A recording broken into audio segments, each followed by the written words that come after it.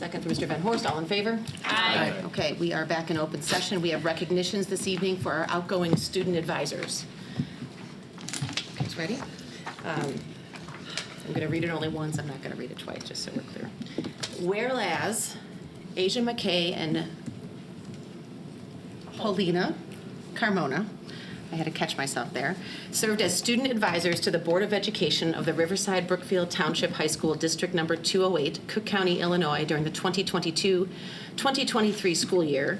And whereas they gave conscientiously and generously of their time and energies during that time. Whereas they served with dedication and great distinction and gave outstanding service to the faculty, staff, administration, students, and community. Now, therefore, be it resolved by this Board of Education of Riverside Brookfield Township High School, District Number 208, Cook County, Illinois, that this expression of esteem and appreciation for both of our student advisors and the great benefits which have accrued to the school by reason of their unselfish service be incorporated in the minutes of this meeting of said board, and a signed copy of this resolution be presented to both Ms. Carmona and Ms. McKay. And the Board of Education, in witness whereof, do hereunto affix our signatures and seal at Riverside, Illinois, this 23rd day of May, 2023. I'll present these to you guys.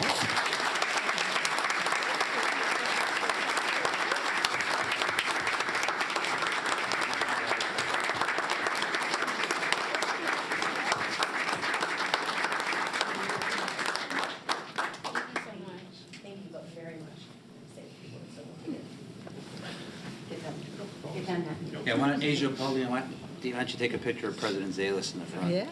I got her. Get it from the side, Bob. Let's do it for him. Yeah, let's. We don't like posed photos.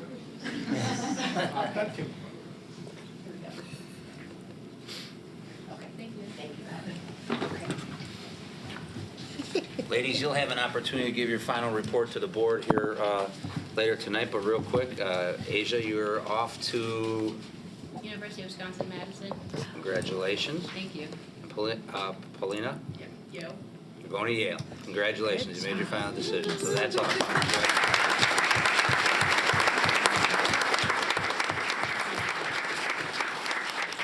Dr. Freitas? Oh, I'm sorry. As an open up to the board to make any comments at this time. Paulina and Asia, thank you very much for the time that you've put into this. It's definitely a daunting task when you come in from an interview process into trying to figure out exactly what your role is, and you two have found a way to provide us feedback, information, and keep the public as a whole informed of what's been going on. Along with that, we've got to listen to your journeys as you've made it through your senior years, and we wish you the best, and thank you very much for all of your service. Thank you. Our time together was brief, but you, both of you young ladies have impressed me with your attention to detail and bringing ideas to the board, so I wish you well in your future. Thank you. Congratulations to both of you. I'm really proud of the way you were able to come in and make the position your own. I too appreciated hearing your reports during our meetings, and I'm super proud of both of you. Thank you. Thank you so much. Ms. Ruska? Well, you ladies have set the bar very high. It's going to be intimidating to fill your seats. Thank you again. You've just opened our eyes to things that we've taken for granted, like just even having 2 languages in the phone messages, something so simple and yet so important. That's why we're truly grateful that you're there, giving us the perspective from your side. So thank you very much, ladies. Thank you. Thank you for your time. Congrats and good luck at school. Thank you. No, thank you both. We've learned so much from both of you. Your input, your generosity with time and thoughtfulness brought a lot to us. So we wish you nothing but the best.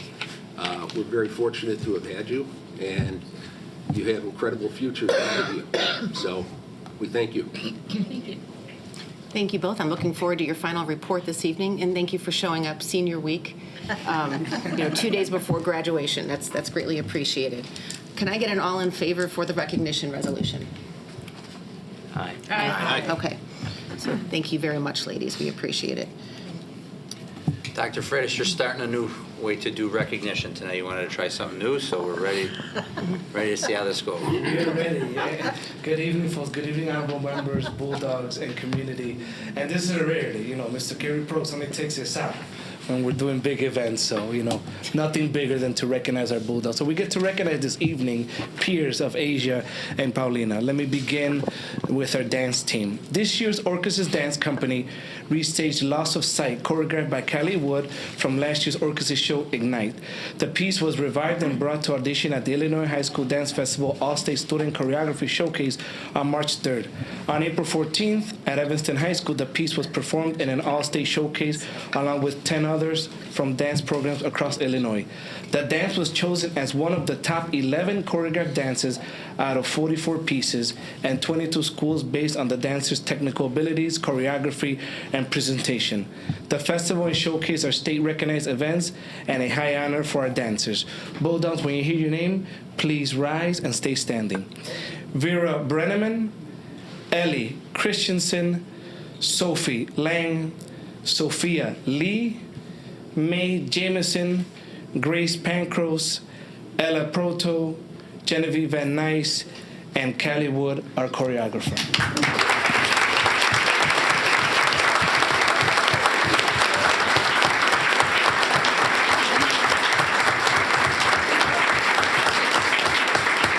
You may be seated. The next group I would like to recognize are students that are part of FCCLA. Family, Career, and Community Leaders of America, FCCLA, is a career and technical student organization that functions as an integral part of the Family and Consumer Sciences education curriculum and operates within the school system. The following students competed at the state FCCLA competition in Springfield on April 14th and 15th. The RBFCCLA team did very well as they received a historic number of gold and silver awards. And FCCLA includes courses like consumer education, foods, culinary arts, etc. When I read your name, please stand and stay standing. Jessica Bellum, gold medal for the relish, tray, and knife cuts. Paige Fudak, gold medal for the relish, tray, and knife cuts. Laura Hunt, silver medal, preschool lesson plans. Olivia Losada, gold medal, frosted cakes. Ella Morrissey, gold medal, frosted cakes. Maggie O'Kane, silver medal, preschool lesson plans. And Sophia Richter, gold medal, frosted cakes. And most outstanding in the state, that's the equivalent to being the state champion. So let's give it up for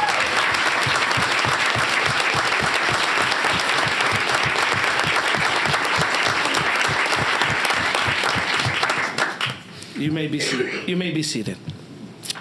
Cybersecurity Club. The National Cyber Scholarship Foundation recognized sophomore Emma Lopez and senior Josh Nelson for outstanding achievement. Emma and Josh competed for a top score against thousands of high school students across the nation by solving real-world cybersecurity problems. Over 40,000 students nationwide sought to qualify for a national cyber scholarship.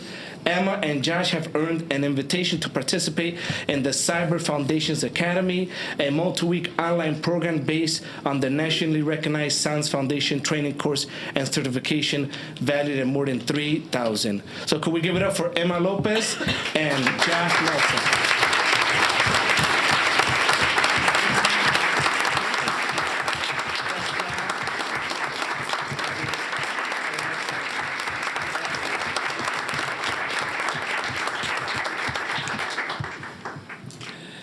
Math team. 9 students from the math team qualified for the state competition in April at Illinois State University.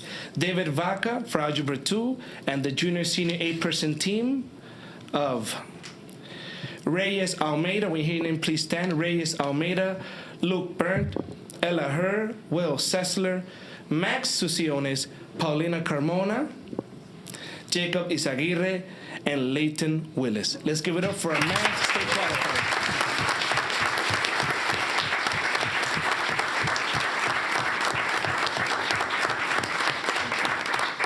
And that concludes the Student Recognitions Board. Thank you very much, Dr. Freitas, and congratulations to everyone. I would ask for leave from the board. I know we have a number of individuals here for public comment, but since we were just recognizing our outgoing student advisors, can we appoint our new student advisors this evening as well? I believe it's on 185 in your board packet. If you could please make your way to 185. I'm trying to do that as well. I don't have my full board packet up, so I apologize. And actually, while we're pulling that up, Mr. Van Horst and Ms. Gaska, you interviewed the candidates. Do you want to give a few words on the process and what we saw here? Sure.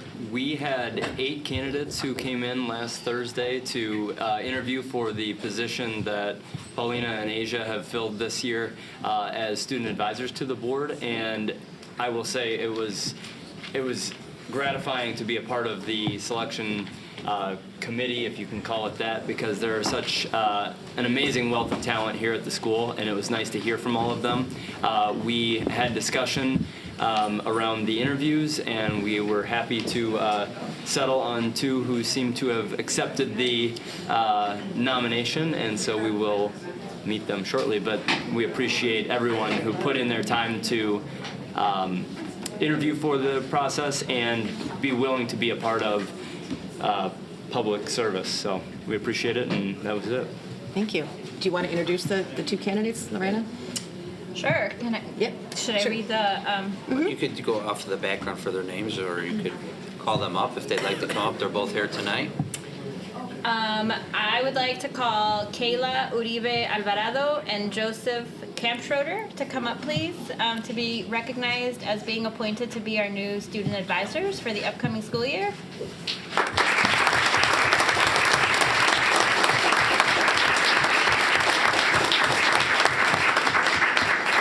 The Board of Education, Township High School District 208, Cook County, Illinois, approves the appointments of Joseph Campschroeder and Kayla Uribe Alvarado to serve as student advisors to the Board of Education for the 2023-2024 school year, as presented in the May 23rd, 2023 Board Agenda Packet. We have a second? Second. Second for Mr. Durkin. That's an all in favor? Aye. Okay. Welcome. Welcome, Joseph, Kayla. So Yep. your first official meeting will be in August. You're encouraged to, I'm sure you'll have a lot of downtime this summer, so you may want to watch the June and July board meeting. We'll be talking about budget. But at any time, you reach out to Dr. Freitas, and Ms. Nardi will send you information on how you get your board packet information starting in August. But congratulations. Thank you. Good job. Thank you. And we will follow up with you in order to introduce ourselves as kind of mentors and stuff like that too. So enjoy your summer, and we're looking forward to working with you. Welcome aboard. I'm glad you both said yes. Thank you.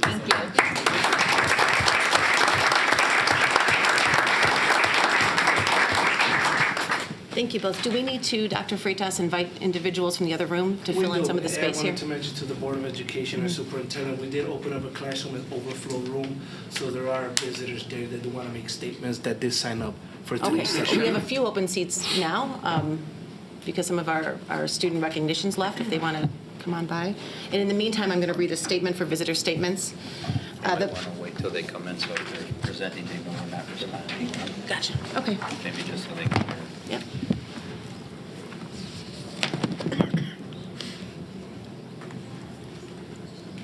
I'm not sure there's that many seats. I see 5, perhaps a few more.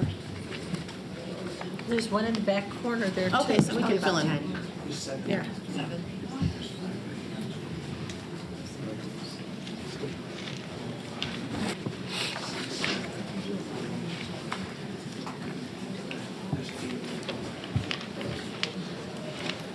We have.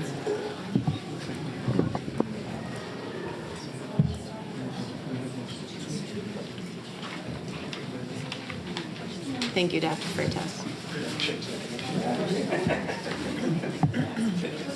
Are there more individuals? Well, There are okay. a few more. So now that we have a full house in here, then I'm going to read the statement leave and I that door can just leave the door open. The Board of Education welcomes and encourages the participation of its citizens in the business of the school district. There are 2 points in the meeting where visitor comments are scheduled. Visitor statements are scheduled. Citizens are welcome to raise questions or make comments at either one. Comments will be limited to 3 minutes per individual and cannot be combined. Please note the Board of Education will not answer questions or engage in dialogue during visitor comments. If a person would like additional time to address the board, such a request should be submitted in writing 48 hours before the meeting to the superintendent. So I think we have a sign-in sheet up front, or have you guys ordered yourself? Whoever wants to come first. So, President Zayas, Yes. is that door closed already? Yeah, it needs to stay cracked Oh, I open. thought it was, thank you, Ms. Roscoe. Yeah, it was open a second ago, but There we you need. And actually, the individuals over there are welcome to stand in the hallway in the doorway if that's. I think Mr. helpful. Prokes is televising, shooting it into the classroom. It's being Streamed. Oh, I did not realize that. That's, Excuse me, okay, it's thank you. streamlined. Yeah, but the door The door is, is open so people know they could come in if they yes, want. absolutely, thank you. And we have Mr. Nunes. Hi. Whenever you're ready. I'll give you like the hand when you have about 30 seconds. Okay. Okay? Okay. I'm not going to take 3 minutes. I'm here to kick things off. As you can see, we have a bunch of people here that want to speak. So I just thought I would start by saying I'm here tonight as the president of the newly reorganized parent organization, RBHS Music and Theater Sponsors. So last night, we had our last music sponsors meeting of the year, and after much discussion and consideration, we voted to incorporate theater into our organization, amend our bylaws, and change our name to RBHS Music and Theater Sponsors. Our objectives are to support and promote the general activities of the RBHS Music Theater and technical production of these programs, encourage and maintain an enthusiastic interest in all phases of RBHS music, theater, and theater production programs consistent with the mission of Riverside Brookfield High School, promote communication and cooperation between the parents, administration, RBHS staff, school board, parent and student alumni, area junior high schools, and local community members and organizations. And we also want to provide cultural enrichment for our students and the community. I just want to say that our organization is stronger now than ever before. We have a lot of enthusiasm, and we are ready to dig in and support our mission, as I just previously stated. So with that, I think there's a lot of other people that want to say something too. So Okay, thank you. Thank you. Thank you. So is there a sign-in sheet, or do we want to go ahead and, okay. Okay, thank you. I'll give you the hand up, okay, when it's about Great. 30 seconds left. Thank you for listening. My name is Patrick Williams. My daughter Iris is finishing her freshman year at RB this year. My wife and I have been professional musicians for nearly 30 years. We are business owners, and we are proud union members, American Federation of Musicians Local 10208. We have been lucky enough to perform all over the world with a wide variety of artists, many of whom have been nominated for and/or won all of the prestigious awards in achievement in the arts, Grammys, Academy Awards, Tonys, all of that. The whole reason I chose to dedicate my life to the pursuit of making music is directly related to my experience in my public high school music program. The opportunities in that curated high school environment led to a full scholarship to college and opened a world of possibilities for me. I am not unique. Every professional in the arts has had a very similar story of inspiration and opportunity. Heroic music teachers like Ms. Smetana, Mr. Loeb, and Mr. Baum create new artists and performers every year. Some may choose the life of being a performer, some may take a different path, but all of them find ways of expressing themselves and participating that are unique to high school music programs. The music and theater programs are not just for the performers either. The technical crew, sound, lighting, set design, and construction are crucial parts of any performance. The talents discovered there are sorely needed in the professional world. I applaud the members of this school board who have advocated for those students who aren't necessarily bound for college. Many of the skills on the technical side of the music program can lead to apprenticeships right out of high school. Matter of fact, a recent graduate from RB and proud IATSE union member, Finley Ross, is the principal sound engineer for the Joffrey Ballet, which happens to be a world-class arts organization that brings millions of dollars to the Chicago area. COVID-19 did a number on high school music programs like RB's that we will be recovering from for years. While we understand that enrollment has been affected by the pandemic, this is not the time to make it harder for the program retention and recruiting efforts by shortchanging the faculty. The multi-year approach is the only way we can build upon the fantastic achievements of the music program for the future. A lull in enrollment due to the worldwide calamity is not a reason to limit the potential growth of the future. One only needs to look at the size of the 6th grade music classes and ensembles at our feeder schools to realize the need for 3 full-time music teachers at RB. It's not only imminent, it is essential for the vitality of the future. Last night, Dr. Freitas and Ms. Lindquist finally officially told the large crowd of parents and students at the Music and Theater Boosters that, in all likelihood, we will not have a third dedicated music teacher next year. This is long past time when the boosters could have rallied the elementary and middle school parents and students to increase enrollment for next year. Dr. Freitas and Ms. Lindquist laid out for us the FTE requirements of the past and showed us how the COVID-suppressed numbers led to this situation. A day late and many dollars short is not an acceptable way for us to be informed. Those of us that actively support the music and theater programs at RB know that we need 3 full-time current music teachers at a minimum to support the current active and vibrant program, let alone the growth that is just a few years away. In order for us to be competitive with other school districts in our area, RB needs to stay ahead of the coming growth. I understand that some on this board and this administration may not see the need for 3 full-time teachers. To those of you that disagree, I would humbly ask that you make efforts, once per quarter, to attend at least one music or theater department performance at RB.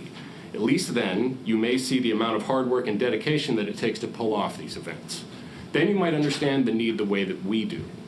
Dr. Freitas and Ms. Lindquist implied that if enrollment in the music program increases, we would have enough FTE credits to support 3 full-time teachers. What we are asking for is a target. Tell us what number of students need to be enrolled in music classes in order to have 3 full-time teachers. Sorry. Am I done? Yeah, I tried to give you the hands up. I gave you a couple extra seconds there. I'm sorry. Okay. Go ahead, finish your. Okay. Thought it was an The alarm students there and for a boosters will do everything in our power to make that happen as soon as possible, and we will hold you to that promise. This board and this administration owe us that information in a timely manner so that by school year 2024-2025, we are not in this situation again. Thank you. Thank you. Thank you for your comment.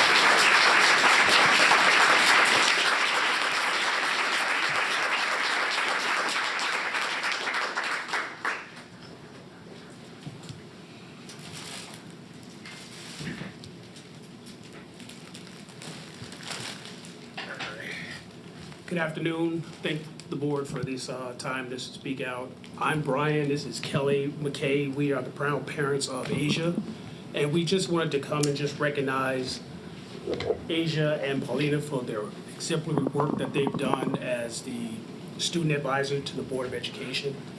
We watched the meeting and they're always prepared, they're always engaged, and we're very proud of the work that they've done. And we just want to give you your flowers and let you know just how proud we are.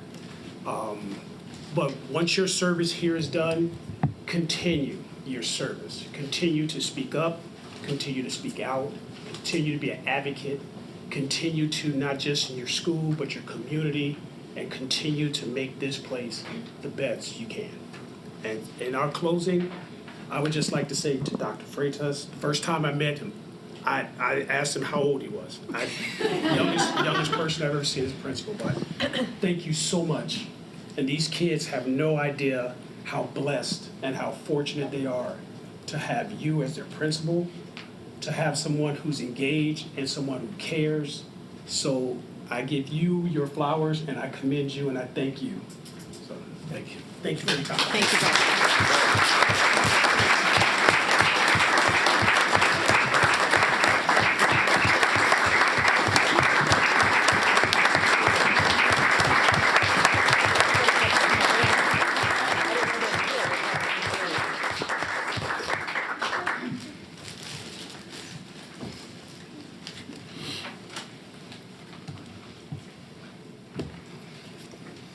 Hello, my name is Michelle Spivacek. I have a daughter finishing her junior year, and she has been in the music program since 5th grade.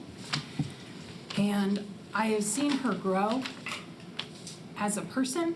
I've seen her skills, not just in music, but social skills, leadership skills grow to the point that she is going to be drum major next year and leading the band for marching band. I've had the privilege to volunteer with music sponsors and work with the marching band at the games. I've been able to volunteer at the concerts, the plays and musicals, and I had the pleasure of going on the Disney trip with the band this year and see them perform amazing concerts there. all of that is because Mr. Baum, Mr. Loeb, and Ms. Spatina have been able to come together as a team and give these kids the support that they need to continue to grow as musicians, as people. The classes are just a small part of what they do. They are out there for the marching band after hours. They are out there for the concerts for both band and choir, all of the different segments. It's not just class time. They're there for the parades. They're there for the plays. They have ILMEA that they have to commit time to. They're there to supervise Tri-M when they're tutoring fifth graders. They're there for the assemblies during the school. They're there for jam labs, graduation. They're there for the concerts and performances on Veterans Day. It's all so much that it really does take more than just two people to put that on and be able to do it well. So we ask, even if you can't do 3 full-time, at least keep it where it's at. Don't take it down. We need those 3 teachers. These kids need those 3 teachers. To be honest, these kids are not feeling support from the board. They know. The teachers, the kids, the parents, we all notice when the administration and when the board are at their performances. And we also notice when the board and administration leave halfway through. That is, for us, that's not showing support. I urge you to go and see these kids and see the work that they put in and the work that the teachers are putting in so that these kids can succeed. Look to the future and see the numbers that are coming up for the kids in middle school that are in the music departments. And don't cut the teacher. Set the music department up for success in the future so that it can continue to grow. COVID hurt the numbers. We all know that. Don't punish the department because we're still recovering from that. And we are recovering. The numbers in middle schools show it. Thank you. Thank you for your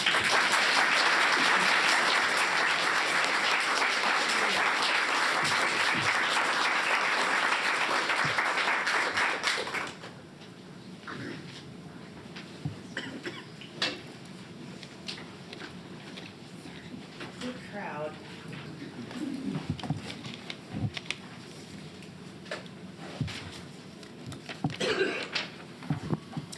Hello, my name is Maggie White. I'm the parent of a sophomore, soon-to-be junior, here at RB. This is a portion of an email that I sent you all early today. My son entered the RBHS music program via the theater department at RB. As a sophomore. So his experience in the theater, the wonderful supportive theater department led to his interest in the music department, and he's grown from a singer to a true musician thanks to Ms. Smetana, our wonderful choir teacher. So I want to bring the perspective that Riverside Brookfield is a musical community. I'm friends with a good handful of community members who are active performing professional musicians, actors, or in music production. There are also dozens, if not hundreds, of people that we probably all know that are passionate amateur musicians who regularly perform in the area, be it at La Barra, Marlin's, street fairs. As an example, Riverside Rocks for Charity raises around $40,000 for charity every year. This entity emerged in the heart of the pandemic with all of our performers who put on a virtual concert to raise money. This group now has a spring fling with 20 to 25 different bands at front yards all over town, with musical acts ranging from 1 to 7 people. I can't do math after 6 p.m., but that's a lot of people, and the values of this community and interests in music and arts is very apparent. As as a member of the RBHS Music and Theater organization, part of our mission is to raise awareness in the community about what's going on here. And I feel that, you know, I hope that you hear from more of that community. I know you've heard from a lot of parents over the last 24 hours or so. But I ask you to consider the staffing of, you know, 3 music teachers as a reflection of the values of our community. I know you've heard a lot of different viewpoints, but this is something to think about, considering the community at large in your calculus. I'll just say that what we learned, 40 kids per music teacher is just not a great, I don't know of any benchmark that says that's a great way to learn music with that calculus. As mentioned before, our music teachers are doing double duty as teachers and basically musical coaches. They are working more than a full-time job. Again, I won't reiterate what we've talked about with the long tail of the pandemic and how it has impacted enrollment over the short term. I just ask that you consider, you know, all of us and rethink your staffing for 3 full-time music teachers at RB. Thank you. Thank you.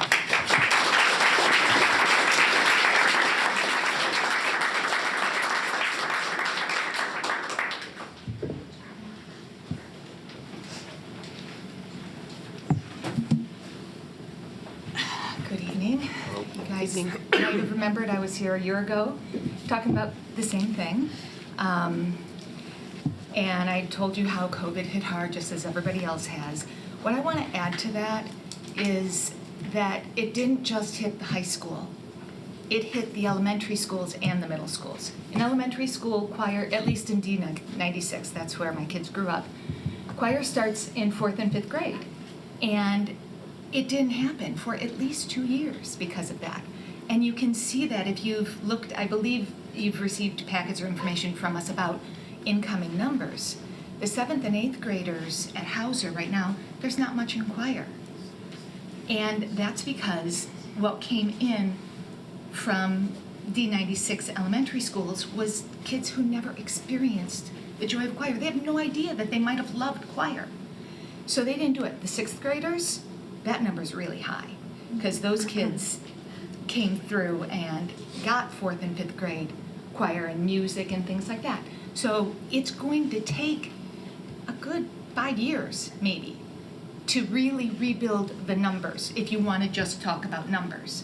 But the music department, it's really hard just to talk about numbers because our math and our English teachers, yes, they have outside stuff, but not that list that we just heard of everything they do outside of school. The ILMEA, the ACDA, the marching band, the pep band, every rally. You guys are on Instagram, I know it. You've seen Dr. Freitas with his Instagram live of all the pep band coming through. That's the music teachers for the most part. Other teachers as well, but mostly the music department. Solo recitals, the holiday concert, the spring musical, all of that. So you, long list of everything they do outside of school. And I know you can tell me we will not lose a choir next year. I get that. But 2.2 teachers can't do what's been done. They can't live up, they can't. They're not gonna make and do what we've done this past year, which has been really incredible. It's made a huge difference. I forgot, I didn't tell you. I have a graduating senior, she's here. I think she's gonna speak. And I have a freshman who wasn't gonna take music until his sister convinced him to. And he said, okay, I'll do it for a semester, and then I'm going to an art class. He stayed. And he'll be in madrigals next year because he fell in love with this program. He fell in love with it because of Kaylee Smetana. So I'm gonna go a step further. I want you to give us 3 full-time teachers, even though the numbers don't fully support it, so we can build this program, but I want you to make sure Kaylee Smetana comes back. Because that woman is what has made the difference. It's not just filling the seat. It's her running 3 choirs. And I get it that the orchestra teacher might not then have full music load. But Mrs. Matana was filled this year with study halls to get her to full-time. Can't we do something like that? Can't we do something to keep them both full-time teachers, teaching their specialties, orchestra and choir, and building the program so we end up with the students over the next few years so that we need maybe even more than 3. But we have a chance to build on the foundation. With a revolving door of music, of choir teachers, we're not going to get the excitement from the middle school, and we're not going to bring in, if Mrs. Matana leaves, if she's only .2, who can blame her for going? She's so talented. So we bring in someone else. Who are we going to get to come in who hears what happened to her over the last 3 years? What kind of quality candidate? Please, please, we are begging you, keep her as our 3rd full-time teacher. Thank you. Thank you very much. Thank you.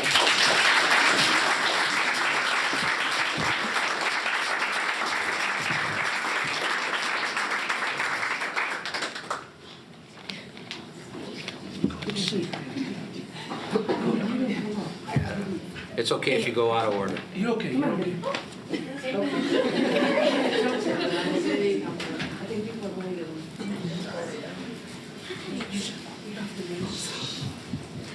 Hi, my name is Victoria, and I'm also here to talk about choir and its importance to the kids here that are a part of it. First thing I'd like to do is just bring some attention to how many people came here to represent like this same cause and just the choir in general. If you're here for choir or music program, can you please like raise your hand, please? Thank you so much.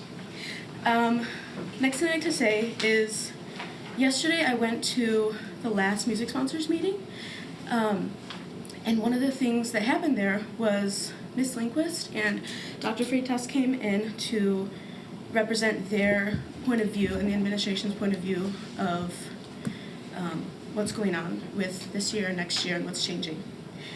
One of the things that they gave us and they provided with for us was a page of data for just numbers next year and interest. And I just wanted to talk about how some of this data was wrong and did not represent fully what the interest is of next year. Not only was this data and these numbers only representing one school, one of the feeder schools, but one of the parents also noticed that some of the elective programs that were grouped together in comparison to music elective programs was a required class.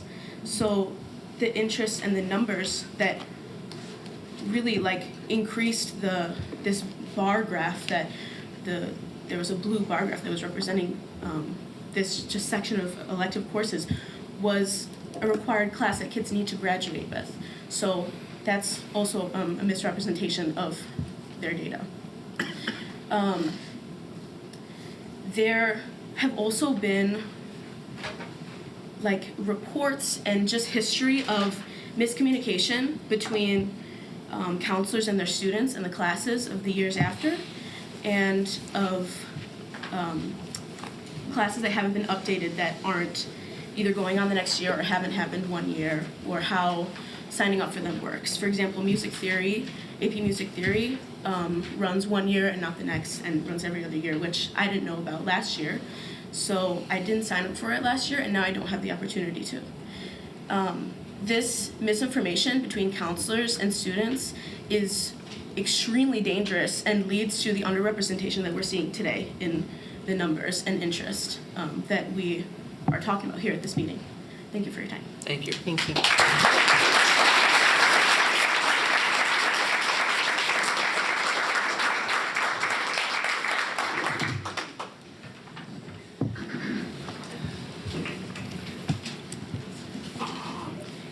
Hi, my name's Eileen Fowler. I have a senior who's graduating, obviously, and I have a freshman. Both are in the music program.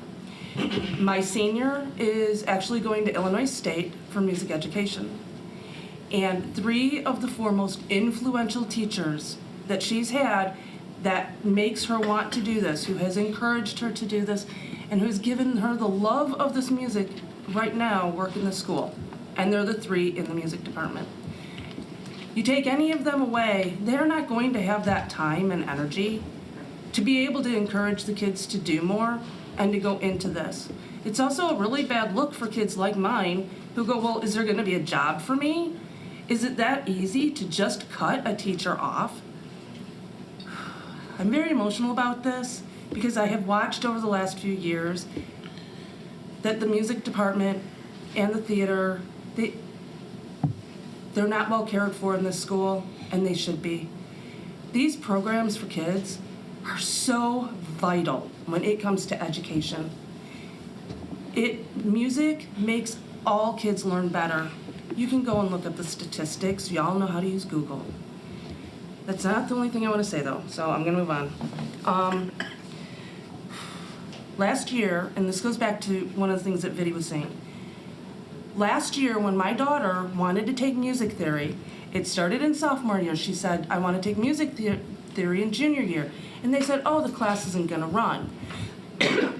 Come junior year, she's like asking around, and there were a lot of kids who were told, oh, that class isn't going to run. So last year, she says, I want to take music theory. And they said, oh, there's not enough interest. There's not enough kids. It's not going to run.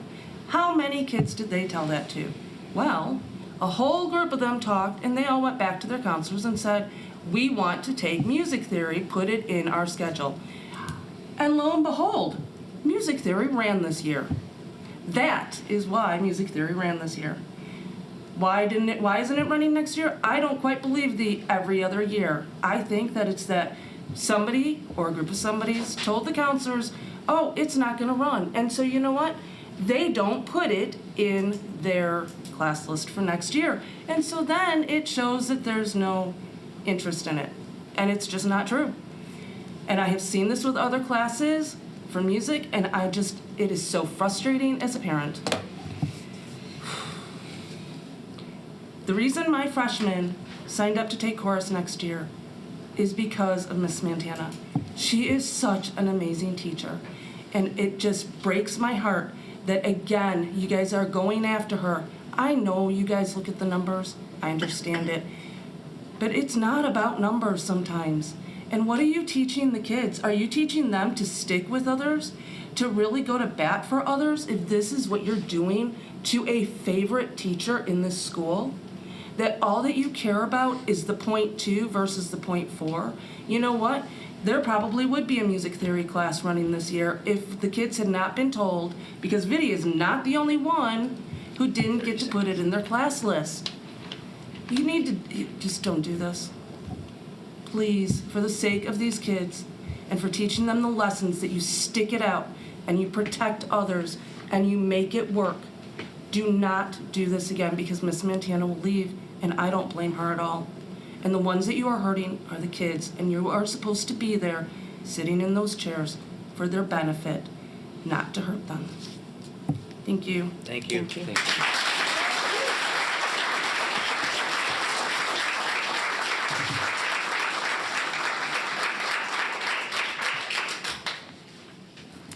Hi, my name is Caitlin Fowler. That was my mom. I'm speaking on regards of the decisions made about the FTE for music next year, and I have 2 points I want to make.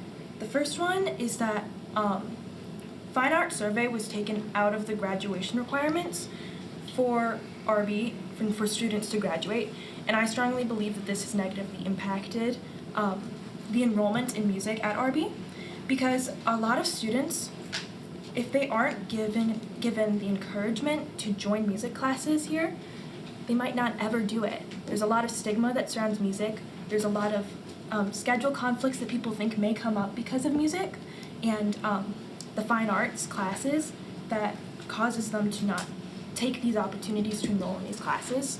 And having Fine Art Survey or having a music requirement to graduate, I think that definitely encouraged kids to join and allowed them to get a taste of what music was and decide if they wanted to partake in it. And so I feel like that change that happened a couple years ago is part of the reason enrollment has been down, not only because of COVID, but because of that lack of requirement for that to be in kids' schedules. And then the other thing that I want to bring up with the school board is I'm very grateful for this opportunity to speak to you all.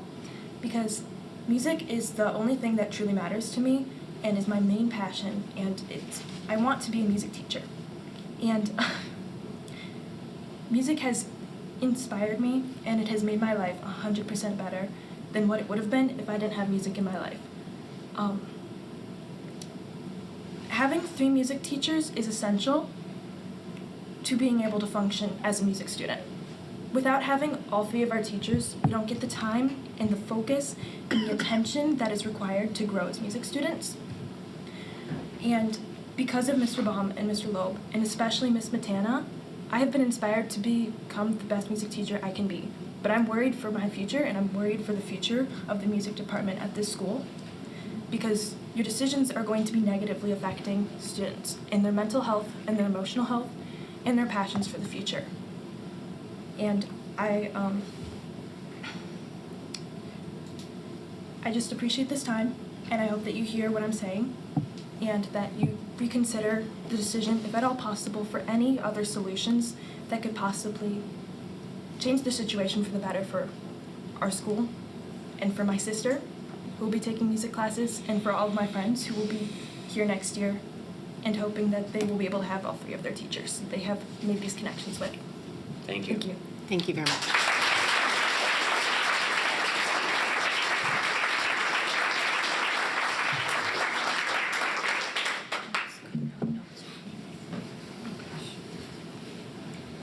Hello, my name is Olivia Bushio, and I'm a graduating choir member and a future choral music educator. Though next year's employment decisions do not directly affect me, the RB Music Department has made too big of an impact on my life for me to just sit around and let it die. And just watching what it has done for my brother this year has only put it up, yeah. I and all of my peers first joined choir for the same reason, our love of music, but we stayed because of our teachers. The passion and love that Miss Matana has for teaching choir inspires each and every one of her students. Last year, Miss Matana came to RB and breathed life into a program that everyone thought had died. And over her past 2 years here, she has created a loving, caring, welcoming environment within the choir program that will not survive without her. Miss Matana has taken the time to get to know each and every one of her students personally, which is something that not all teachers do. She and the environment that she has created have quickly become my and many other students' safe havens at RB. I understand that all of these actions are capabilities of Mr. Baum and Mr. Loeb as well. However, they are not the reason we all stayed in choir. Miss Matana shares our passion, not just for music, but for vocal music. Losing her would essentially mean losing the choir program as a whole. In order to have 3 fully functioning and successful areas of music at RB, that being the band, orchestra, and choir, we must have 3 full-time music teachers, each with a passion for what they are teaching. Thank you. Good job.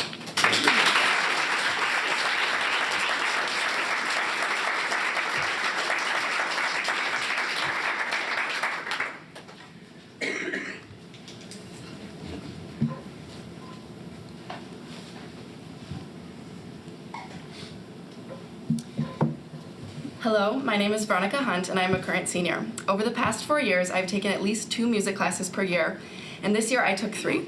The third music class was music theory, which my counselor did in fact tell me would not run and tried to take me out of my class requests.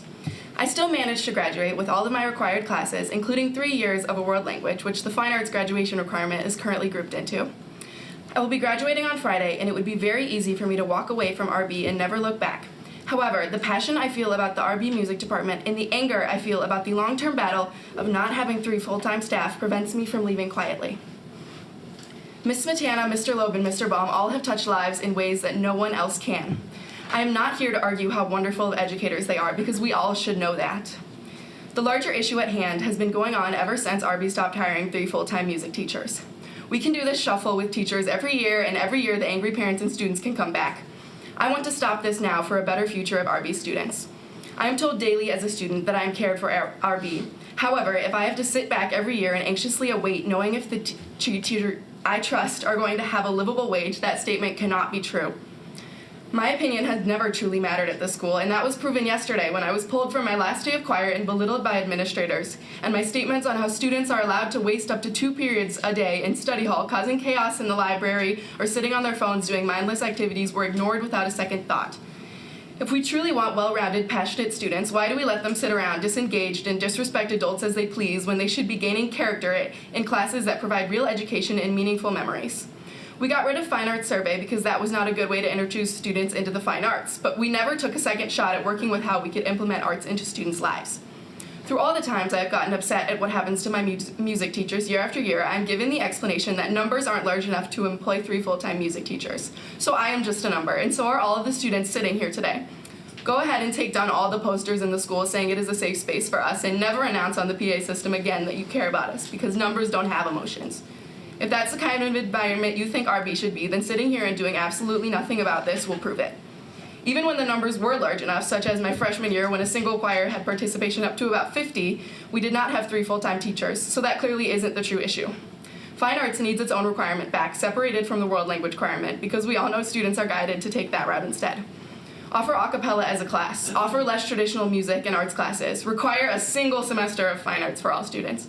I don't care how you do it, but RB needs 3 full-time music teachers, the teachers that make it a safe space for us and see us as students with potential.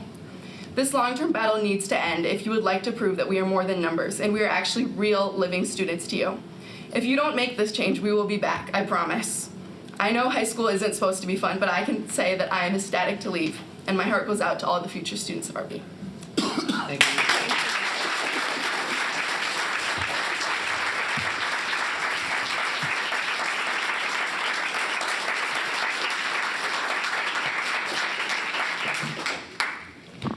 Hello, I'm Sophie Fingerhut. I'm a freshman at RB right now. I've been taking choir ever since 8th grade. And at first I didn't join because I was scared that I wouldn't like my teacher. But I knew that I was recommended to be in choir in high school because of Miss Matana. And you know, we all love Miss Matana, and I think you've heard that enough today, so I'm not gonna go on about that. But I also know that I stayed because of Miss Matana. If I didn't like my teacher, I wouldn't have stayed no matter how much I loved singing. I sing in the shower, I sing in the car, but it doesn't matter how much it means to me, because if I don't like my teacher, I'm not staying. I quit a class on the first day back in 8th grade because I didn't like my teacher. So I'm willing to do that for this too. And I think, I know that I love Mr. Loeb too. And I love all the other teachers in RB. But I feel like if they were the leaders of choir, numbers would just drop even more.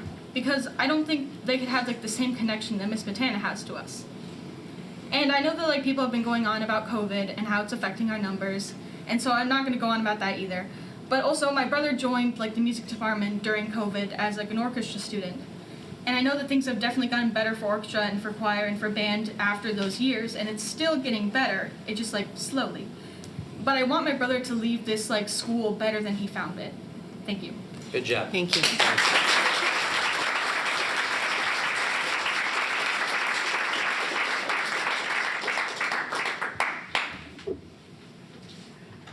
My blocking's here.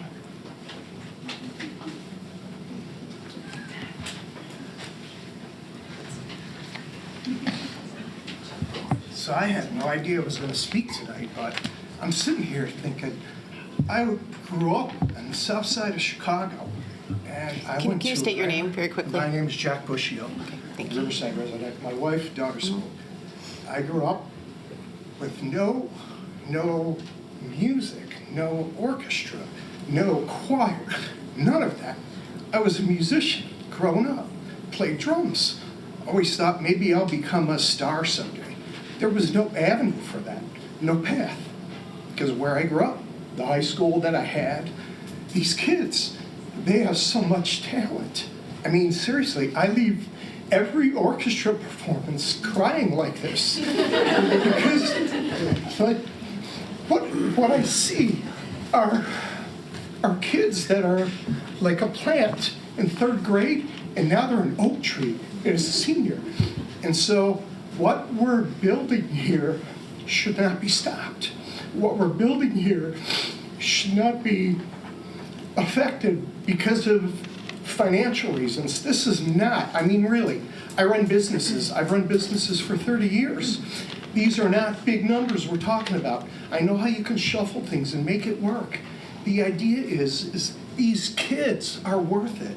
I swear I have seen so many grown men sitting in the crowd when an orchestra performance ends, and they're all wiping tears from their eyes because their kids have achieved something that maybe they never have. So I'm one of them. And so I'm saying it from a very emotional point right now because it's sitting here hitting me. This is a big deal. This is not just, 0.8 of a teacher. This is the future of a lot of kids, not only this year, but next year, and the year after, and the year after. And you can make a big effect in a lot of futures. My daughter is going into music teaching because of Miss Smetana and the impact she has made on her. There are plenty of other kids who have done the same thing. So give them a chance, give them the money they need, give them the teachers they need. And, there's got to be a way to work it out. Because I don't want to come here crying every year asking you to, provide the money for this. And the only other thing I want to say is, every one of you who are up here, I voted for all of you. So you truly represent me and my ideals for what I want out of this community. So thank you for taking on that role, but please listen to all of us. Thank you. Thank you.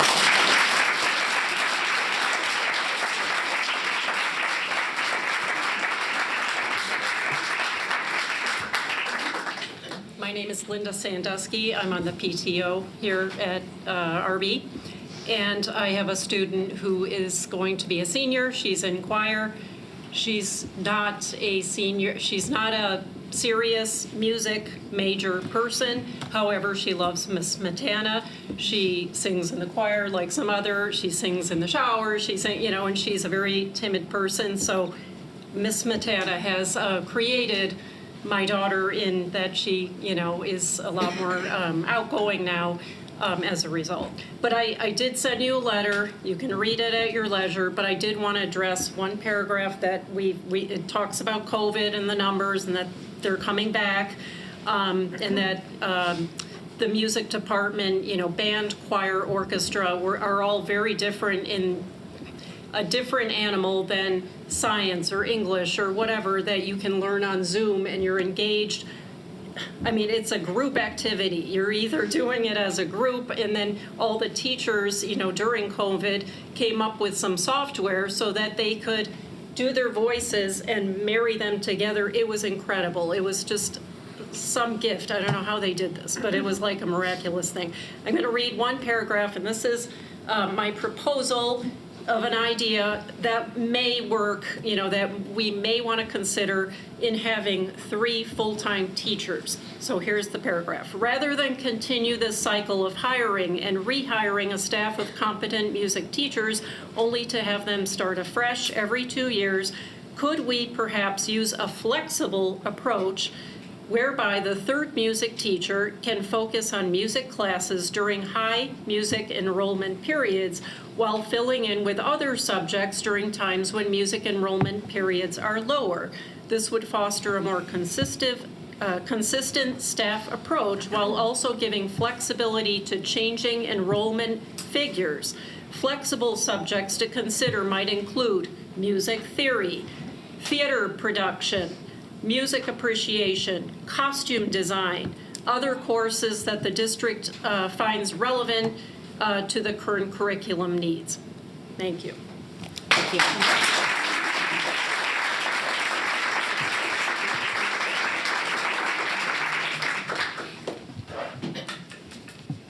Hi, my name is Erin Fingerhut. I have a graduating senior and a freshman who spoke earlier, Sophie over there. I don't have a lot to add to already numerous statements that have been given so far, but I wanted to voice my support for the RB music program and all 3 current teachers, especially Miss Smetana. This department and these teachers have helped make both of my kids more well-rounded, curious, collaborative, kind students, and honestly, better people. In fact, both of my kids have gone above and beyond to keep music in their lives. My son Owen has been playing viola in the orchestra since he was in 5th grade, through the pandemic, which was not easy. And he is graduating. He's going to attend Marquette University in the fall. Not as a music student, he's not taking music classes, but he's so dedicated to playing the viola and considering and continuing the music in his life that he's playing in the Marquette Orchestra next year. And that's because of the programs we had starting in District 96, but in his experience here at RB, the teachers here kept that alive in him to the point that he wants to continue, even though he's not going on to be a music teacher, he's not going on to be a performance student. He just wants to play the viola because he loves it so much. My daughter, Sophie, wanted to take choir as a freshman this year. She was worried it wouldn't fit into her schedule, and she decided to take American Sign Language on her own time outside of school as a foreign language credit, knowing it might not count in certain colleges, but she was willing to take that chance so that she could fit choir into her schedule, which just speaks to her dedication and her excitement to work with Miss Montana after meeting her one time at the solo competition in 8th grade and feeling so encouraged and welcomed by her. So not only does that show her dedication to Miss Montana and the music program, but also now she's gaining this amazing skill that's going to look great on her college resume and possibly, serve her through her entire life. And that was a decision inspired by her dedication to music, which in turn is inspired by these teachers. And so, they've both gone above and beyond, and I know a lot of the students at RB go above and beyond, and it's because they have an example in their teachers about how to go above and beyond, because the teachers do. And I worry that if we don't have 3 full-time teachers, they won't have the time or the energy to go above and beyond to continue to inspire kids like mine. Thank you. Thank you.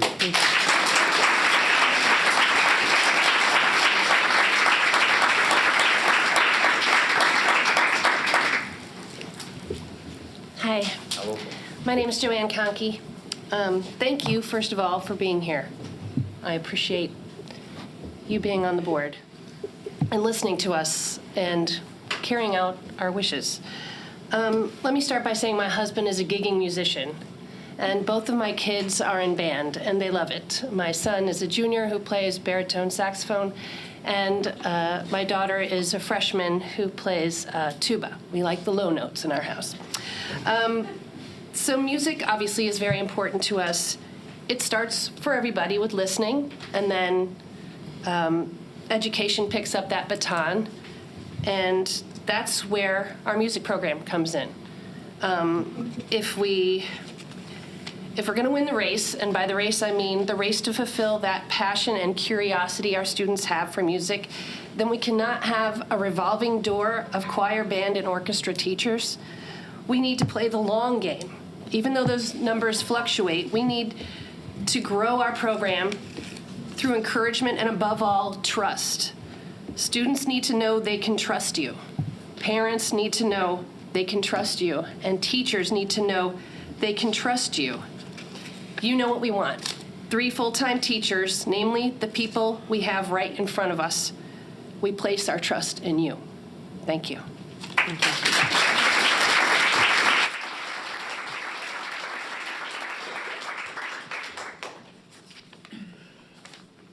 Hello, my name is Gina Shernow, and a mother of a current freshman and a future RB student. My daughter is currently participating in choir class, and her brother, that will be in RB in 2 years, and her for the next 3 years, plan to be in both choir and theater for the next 7 years. When my daughter came home yesterday in tears because she was told she would be losing a teacher who had such an impact on her and her peers, it was heartbreaking. I listened to the discussion and received some of the data that has led to this decision, and this have the following questions. Letting a good teacher go is never easy, so what steps were taken before this announcement to prevent this? Please list them so they can be addressed. What is the number of children that need to be registered to keep Ms. Montana a full-time teacher, and how is that number being calculated?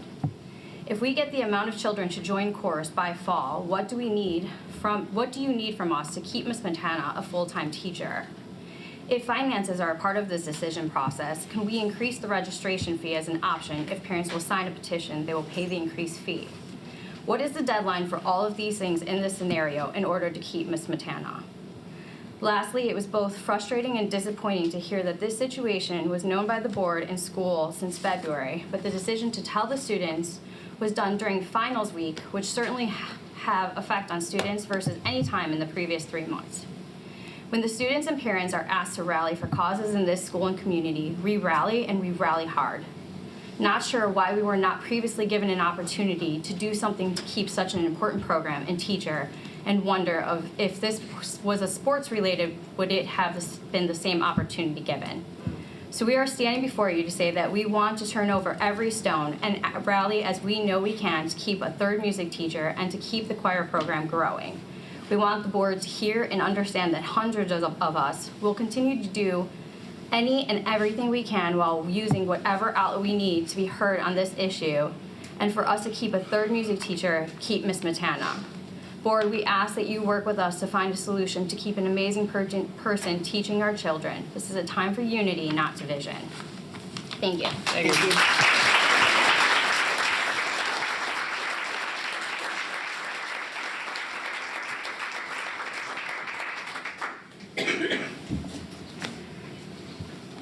Hello, everyone.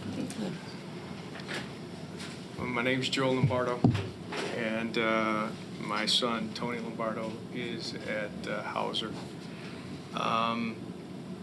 If you would have asked me if I thought I'd have a band kid, you'd be, surprised with my answer. I never thought he would pick up an instrument, but he picked one up when he was at Ames, and through the pandemic, he really blossomed with it. He's really good. I mean, when you talk about crying, it's an amazing feeling when you see somebody who really takes an instrument and actually makes it sound like music. It is pretty impressive, because you think of yourself as it's like speaking a different language, right? You think of people going, oh, how do they speak Japanese, or how do they speak, Arabic, right? Well, it's a lot of work. It's a lot of time. And I hired somebody during the summer just to keep him going, because he really enjoyed it. And he studied all by himself. Now, you also don't know that he's a wrestler, and he does cross country, and he's really good at academics. And I push him to do all of them. And if there's only 2 teachers to create that kind of schedule for him, it's going to really limit his opportunity to get into music. Now, I know it's maybe just a choir teacher, but I don't think it's just that. I think it expands a lot there, gives more opportunity for her to teach other lessons as well. I'm sure she just doesn't teach choir. And that would give my kid more opportunity to get in the classes that he's not going to have a lot of time for. I demand a lot from him, just as I'm sure you demand of your kids. And if he doesn't have the opportunities to do them, then I got to find an opportunity to get him to do it. So, a lot of people have talked about how wonderful the teachers are. To be honest with you, I've barely met them. But I know that my kid needs the opportunities, and if you take away a teacher, it's just going to make it less opportunities for him. So, appreciate your time. Thank you, Tony. Thank you.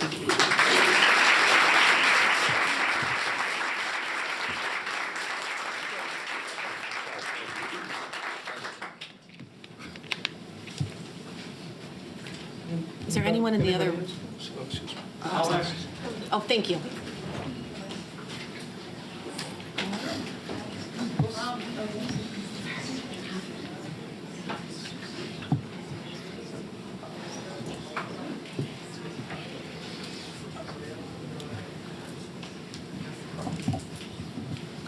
I was not going to speak because I was just going to listen, but I also emailed the board earlier today. I think I have a unique perspective. Can you state your name, please? I'm sorry, Julie Busimi. Thank you.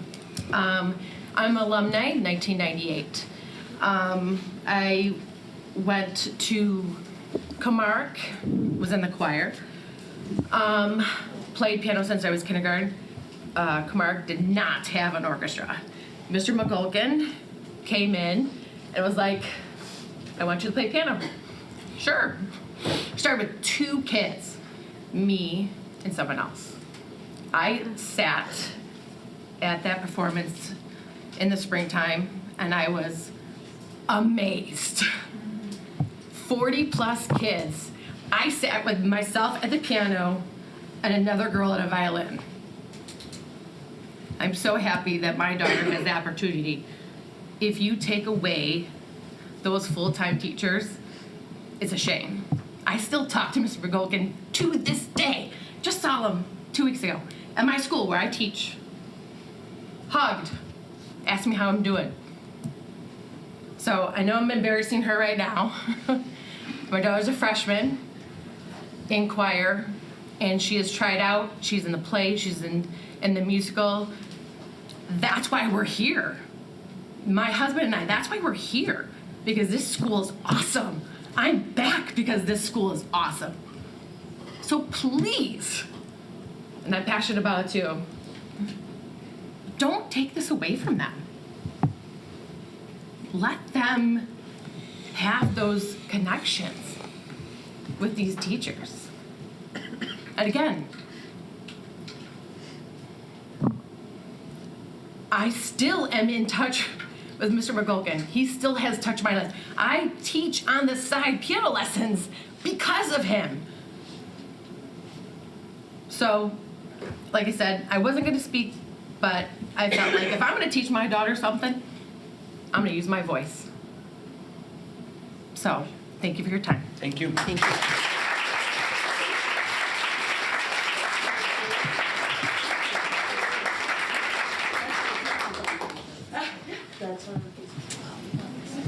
Hi, my name is Naomi Tsalepis, and I have an embarrassed daughter here who is in the jazz band.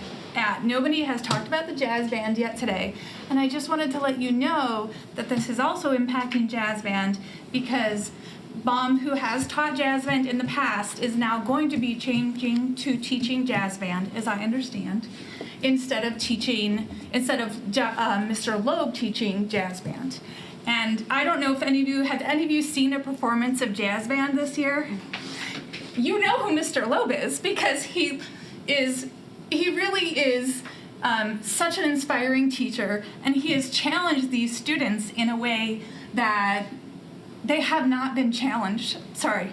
We come from District 95, where they are also under-resourced in the music program, to say the very least.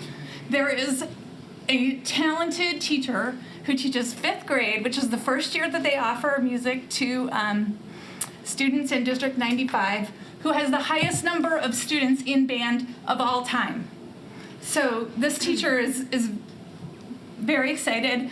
They're gonna come through Gross. There's more and more kids coming through that school, and I just want to let you know jazz is really special. It's going to be okay with Baum, but we're really losing somebody who's super talented because he's shifting over to teaching choir. So it's such a shame to lose that special musician as leading the jazz band. I also just wanted to say, I work for a university. I've worked for a couple of universities in this area. Everyone's concerned about the mental health of our students, and everyone is scrambling to find social workers, nurses, mental health therapists, teachers. There's shortages, police officers. Nobody can find people to do these jobs. But what we can do is find music teachers to help these students. It's really mental health. So Thank you. that's it.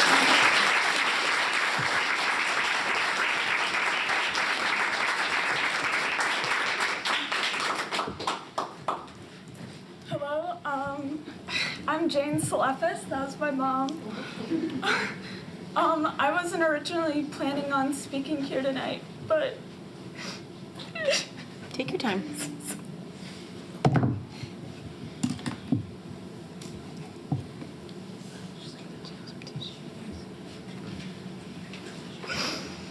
it's just that music has done so much for me, and coming into high school, I didn't realize that it would have such an effect on me. And the music teachers here are so wonderful that I fear that if we lose our third teacher, it won't only be taking away from the choir, who is so amazing, it will be taking away from the entire music department. And our teachers are already stretched so far. They do so many things for us. Like, Mr. Baum and Mr. Loeb both have small children, which is such a huge task. And the fact that they now have to run more classes and have to be dealing with more kids, I fear that it will take away some of the energy that has inspired me to now want to do music after I graduate from high school. And I just fear that, yeah, it will just take away from the experiences here. And I've heard from so many people, and I've heard the amazing choir and how great Miss Smetana is. I've had the pleasure of combining with the Madrigals, who are so amazing. And I feel that if we take away our third music teacher, I won't have these opportunities to work with such amazing musicians. And I just feel that it would be taking away a lot of inspiration for incoming musicians and musicians now. Thank you. Thank you.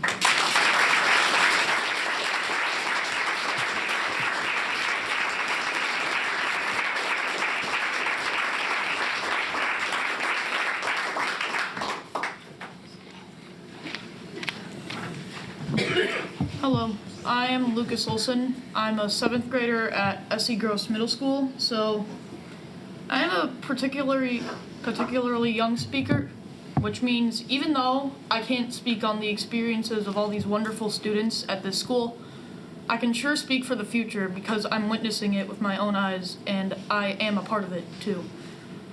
One of the things that I have definitely noticed is that as the years go on, the number of band students of like our band in our school has increased like by a ton.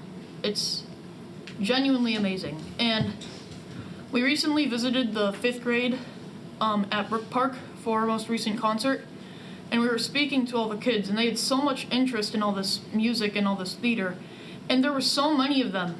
There were so many, like way more than I had seen in my band, like ever. And it's just amazing. And I feel that when they come to high school, and if there's not the right education for them, they won't actually thrive when they're looking forward to so much and they have these high expectations.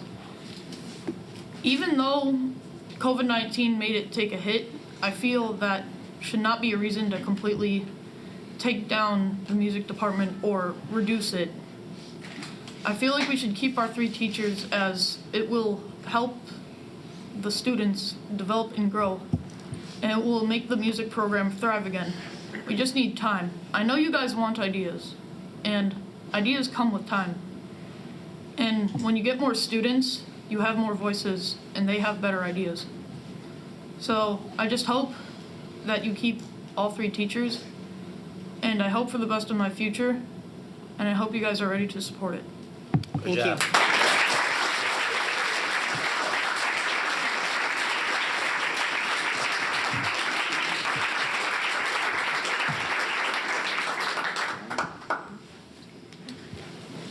Hi, I'm Bella Ventura. I'm a junior right now, and I started my time in the music department last year, continued this year, and will also be in music department next year. I don't want to talk about myself. I want to talk about my older brother who graduated in 2019.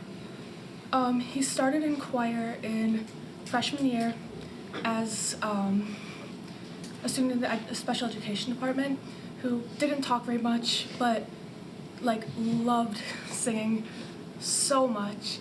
And I'd never seen him speak as much as he did when he was singing, and it changed him so much seeing what music can do for someone. He continued to do that all 3 years, all 4 years, sorry. And watching music like change his personality and watch him grow as a person through music is just the craziest thing ever. He started taking drum lessons in the RB music department and continues to do it now after graduating in 2019. Still comes back every Thursday and plays the drums with Mr. Nils. Seeing like how much music can just have an impact on someone who was not expected to speak in the first place is crazy. Music has had such a big impact on both myself and my brother, and just seeing how the RB music department has changed, like my family in general, is just so amazing. And I really think that this is something that needs to stay and watch it continue to impact people's lives. Thank you. Thank you.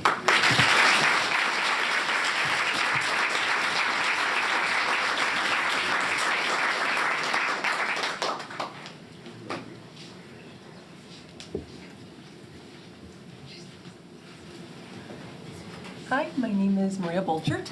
My daughter is a freshman here. Thank you all for being here. Thank you for all of you that spoke up, especially the kids. I'm amazed at how articulate they are. And I know that's because of music. I've been teaching, I've taught music to 3 weeks old up through high schoolers, some college kids. So I would say I know my stuff a bit about music, but that's aside from the point. One of the things that I thought there's some great perspectives, different ideas that I'd never thought about. I never realized how much behind the scenes work that our music department teachers do. I never thought of the rallies and the this and the marching band and all of these other things that are beyond their class requirements, which blows my mind. I mean, how much take-home work can someone have after dealing with a room full of very energetic kids who you give a horn to, blows my mind. But the reason I believe my daughter is in jazz band and orchestra, and she has thrived under Mr. Loeb, socially, musically, academically. However, I don't know Mrs. Smetana very well, but I can see her importance and her vitalness to this program.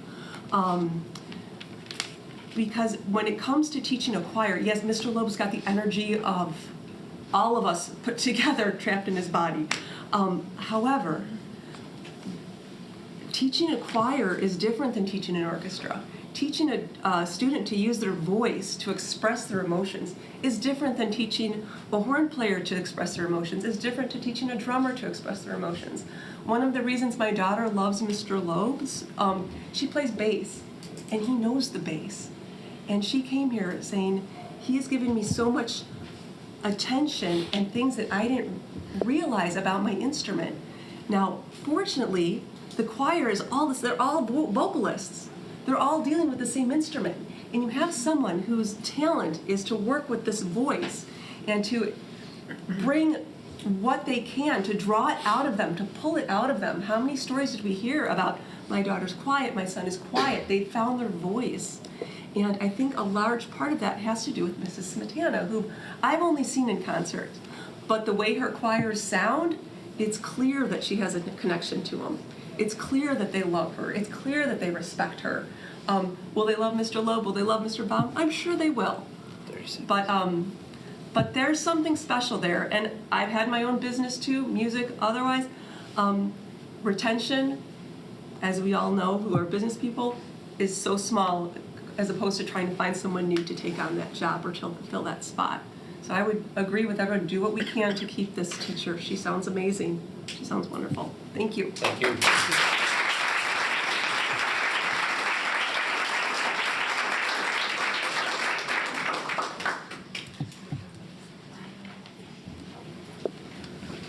My name is Valerie Spivacek. I'm going to be the drum major next year, so I have a big part in the music department. But more importantly for this argument, I am one of the sound techs and one of the tech crew members for our theater department. And I get to hear the amazing voices that are at our school every day during tech week, practicing, rehearsing. And to not have a dedicated choir teacher would stifle those voices that sold out 3 nights of Grease. That's an amazing feat that only talented singers can do. And if we don't have a dedicated choir teacher to work on voices and voices only, we can't achieve that. So it's important to have this representation in the music department of voices so we can continue growing other aspects of the arts at our school. Thank you. Thank you.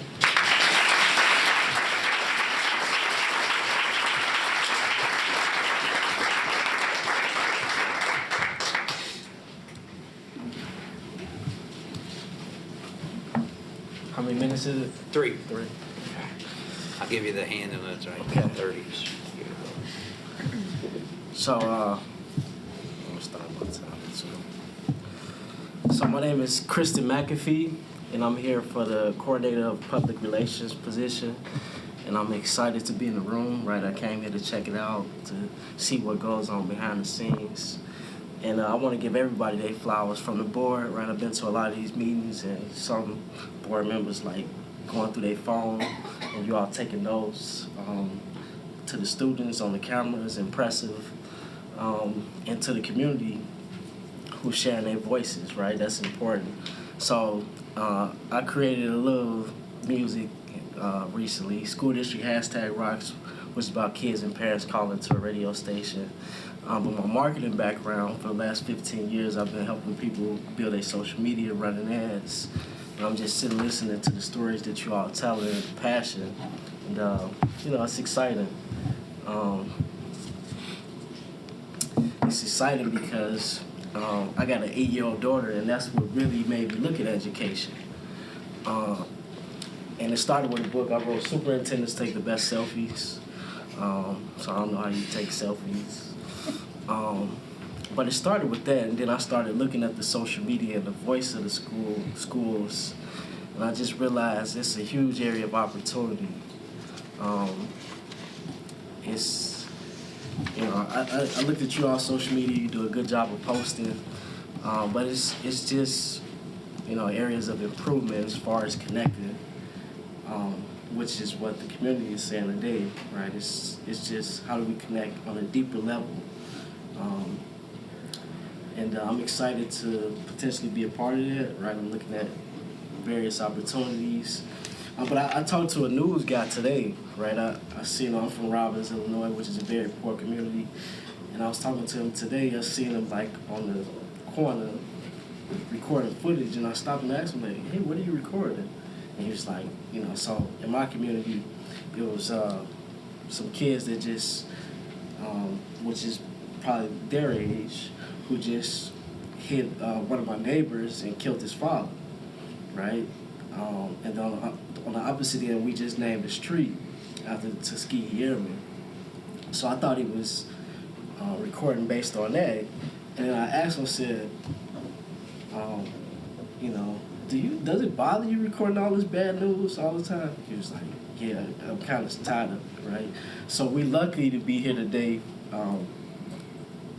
fighting or having a conversation or communicating about something positive, right? A music teacher, because it could be so much worse.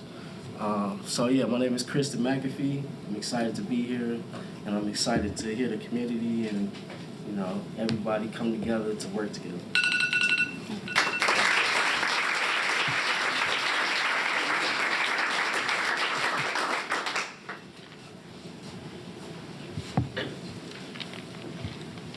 Stepping into your student advisor role early. Hello, my name is Joseph Kampschrader, and I also did not plan on speaking, as many of my peers haven't. But hearing all their stories, I thought I might as well step up, share a little bit. I have been in music departments since 5th grade. It's the beginning it's offered in District 95. As soon as I went into middle school, I saw that choir was an option. I have always been a singer. Like, I love music, and singing was a great outlet, so I was a member of both band and choir. The pandemic hitting was tough. I went through 8th grade. Classes were poorly structured. My love for music started to falter. Going into freshman year of high school, it was even more shaky. I was doing classes from home because I didn't feel safe coming into the building, and having to log on and play to a screen where I can't hear my other peers, I can't talk to them, I can't see their faces, I can't feel the energy of being in a music classroom. That really took a toll on my love for music. And I was nervous because it had been such a huge part of me, and then my love was starting to falter. Coming in my sophomore year, fully in person, I was a member of the symphonic band. Miss Matana co-taught that alongside Mr. Lowe. I have not been a choir student here at RB, but Miss Matana's impact on me last year was huge. Her energy that she brought, even though she focused in the choirs, the energy that she brought within symphonic band was amazing. She helped out with sectionals, and having her leading us and assisting with even like the smallest issues, it's left an impact. And my point in bringing this up is she has had such a powerful impact on not only myself, not only my peers, but people outside of just choir. All the students who had her for symphonic band last year, all the students in choir, of course, but then the students who have her as a study hall director, I've heard numerous of my friends who have her for a study hall director, and I've heard great things about how she runs it. And again, I don't want to take up too much of your time.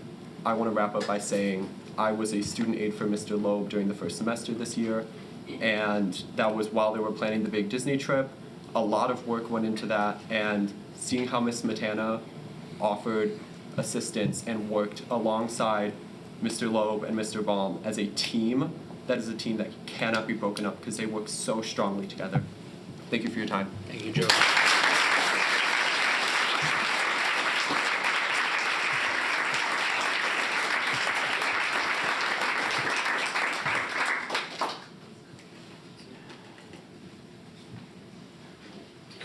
Hello, my name is Daniel Almeida. Sorry, 1 second. I'm a junior here at RB, and I personally have never been enrolled in a music class until choir of my senior year, which I'm next year. This choice was inspired by my friends, the students, but primarily the teachers that I've met through other extracurriculars besides core music classes. As a freshman, I wasn't encouraged to take a music class. I was more so encouraged to take a language class because of the requirements, and said it would look better on my college applications. So I never really got involved, but in 8th grade and in middle school, I was really deeply involved in music, and I lost that passion in high school. These music teachers at RB, Mr. Baum, Mr. Lone, and especially Ms. Matana, have continuously bent over backwards for all their students. I see their impact every day at my friends at RB, and I see it personally on myself. I'm part of the a cappella group now, and theater, all influences of my friends, thankfully. And I came to RB without knowing anything, but these teachers are the reason that I'm finally able to be a part of it, and I've never been happier. We need 3 full-time music teachers to fulfill these music students' passions. Spreading out 2 teachers across all of the music classes just takes away from the possibilities of the growing interest students have.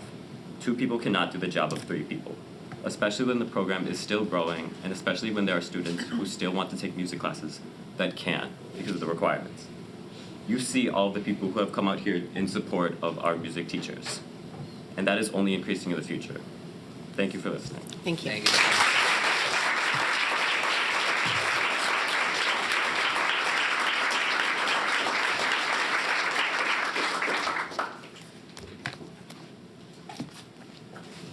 Does that conclude our speakers for this evening? Are there more individuals across the hall? Do you know, Dr. Freitas? I can double check. Thank you.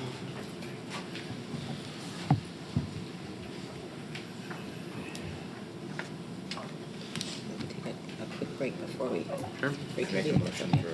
Yep. Just want to make sure we. Restroom break. Thank you. No other speakers, Madam President. Okay. Thank you, Dr. Freitas. So that does conclude our public comment this evening. I think thank you all for coming out to speak. It's appreciated. You're taking your time and sharing your thoughts. We appreciate it. Can we make a quick motion to take a 5-minute recess for a bio break? I make the motion Yeah. for a 5-minute recess for a bio break. All in favor?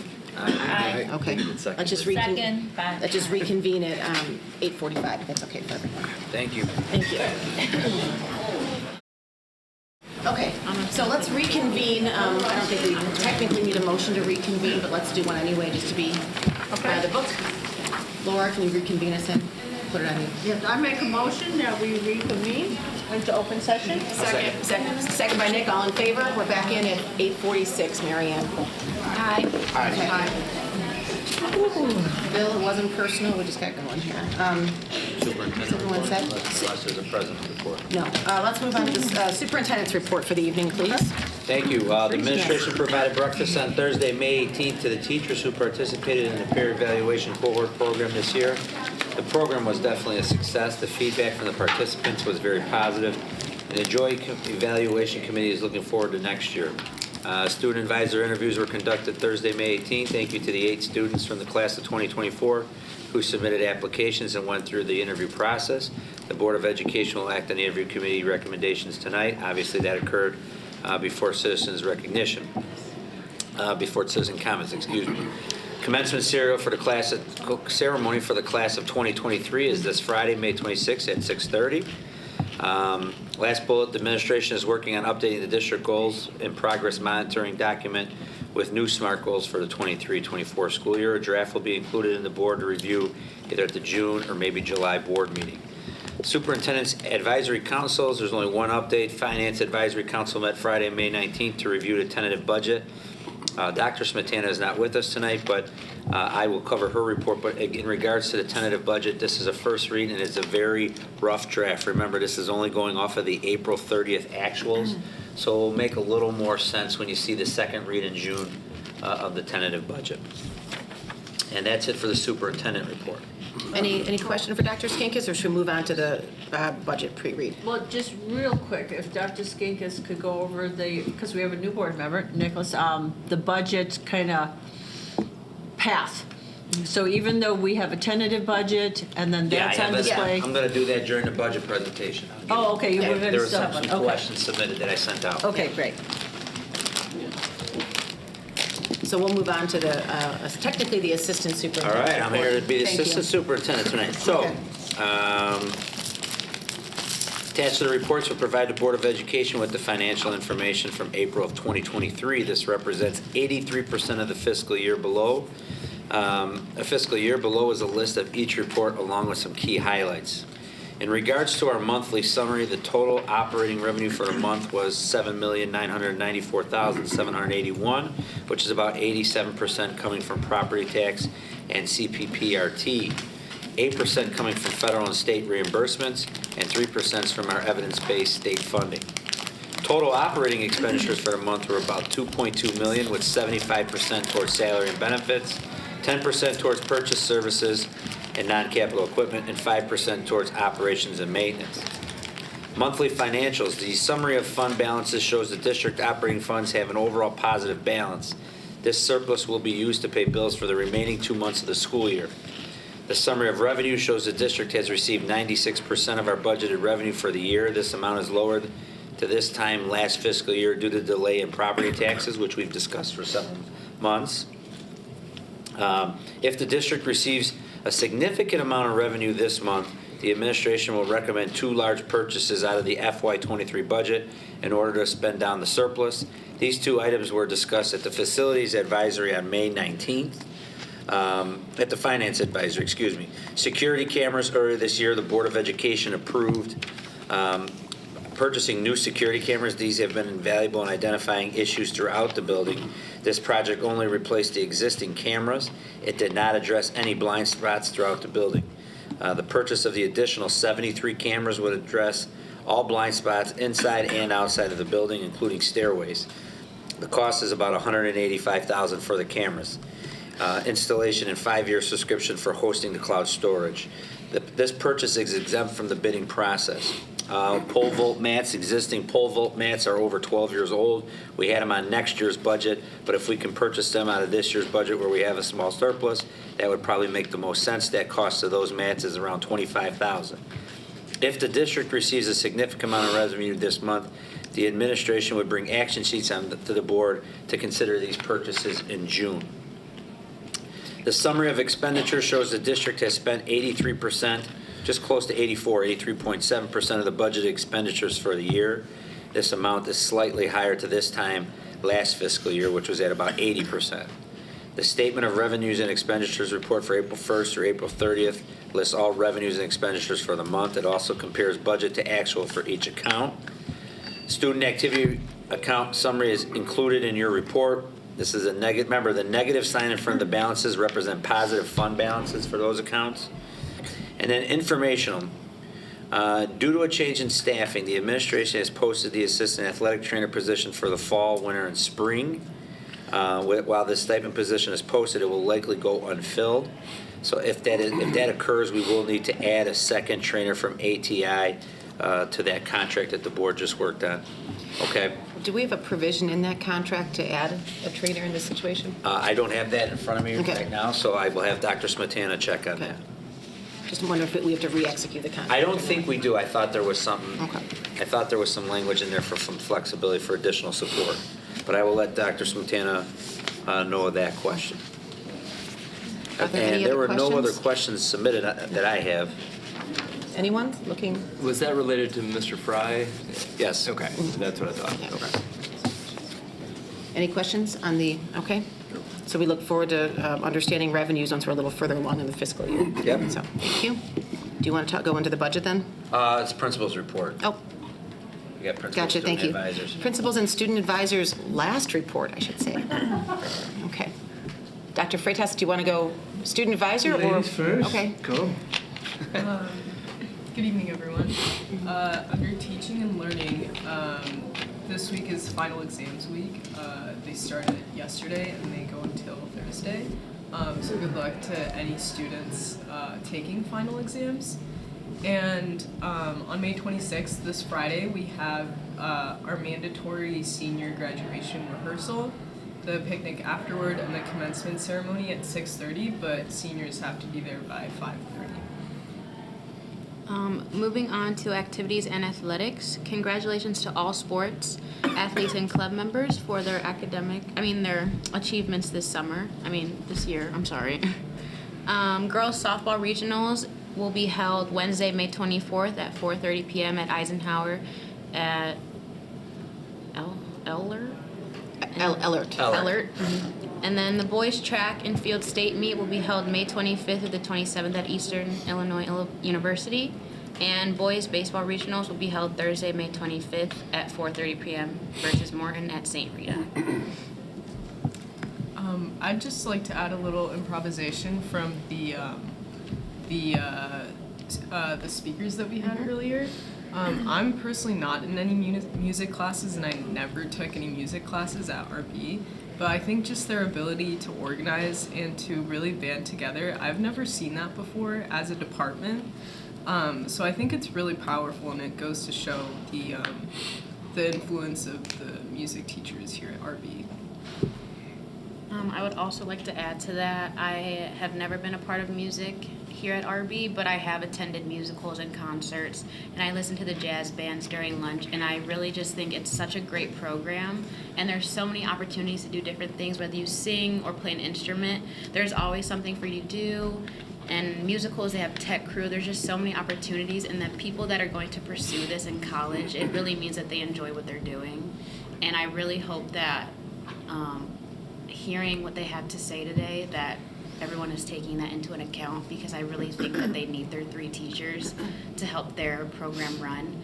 And I also just wanted to say thank you so much for this amazing opportunity. It really has been enriching, and I hope to pursue something like this at the University of Wisconsin-Madison. And thank you for just taking what we have to say into consideration. I remember during my interview process, I had mentioned wanting an ASL class here for languages, and I know that one of the meetings they were going to implement that, and I just think it's really good to hear that you guys are listening to us, and we just hope that this benefits the rest of RB. Thank you. Thank you all. guys. I thought your dad did a wonderful job sending you off. Some real pride right there. Yes, absolutely, and the flowers were lovely, so thank you all. Thank you again both for everything you've done, everything you've taught us.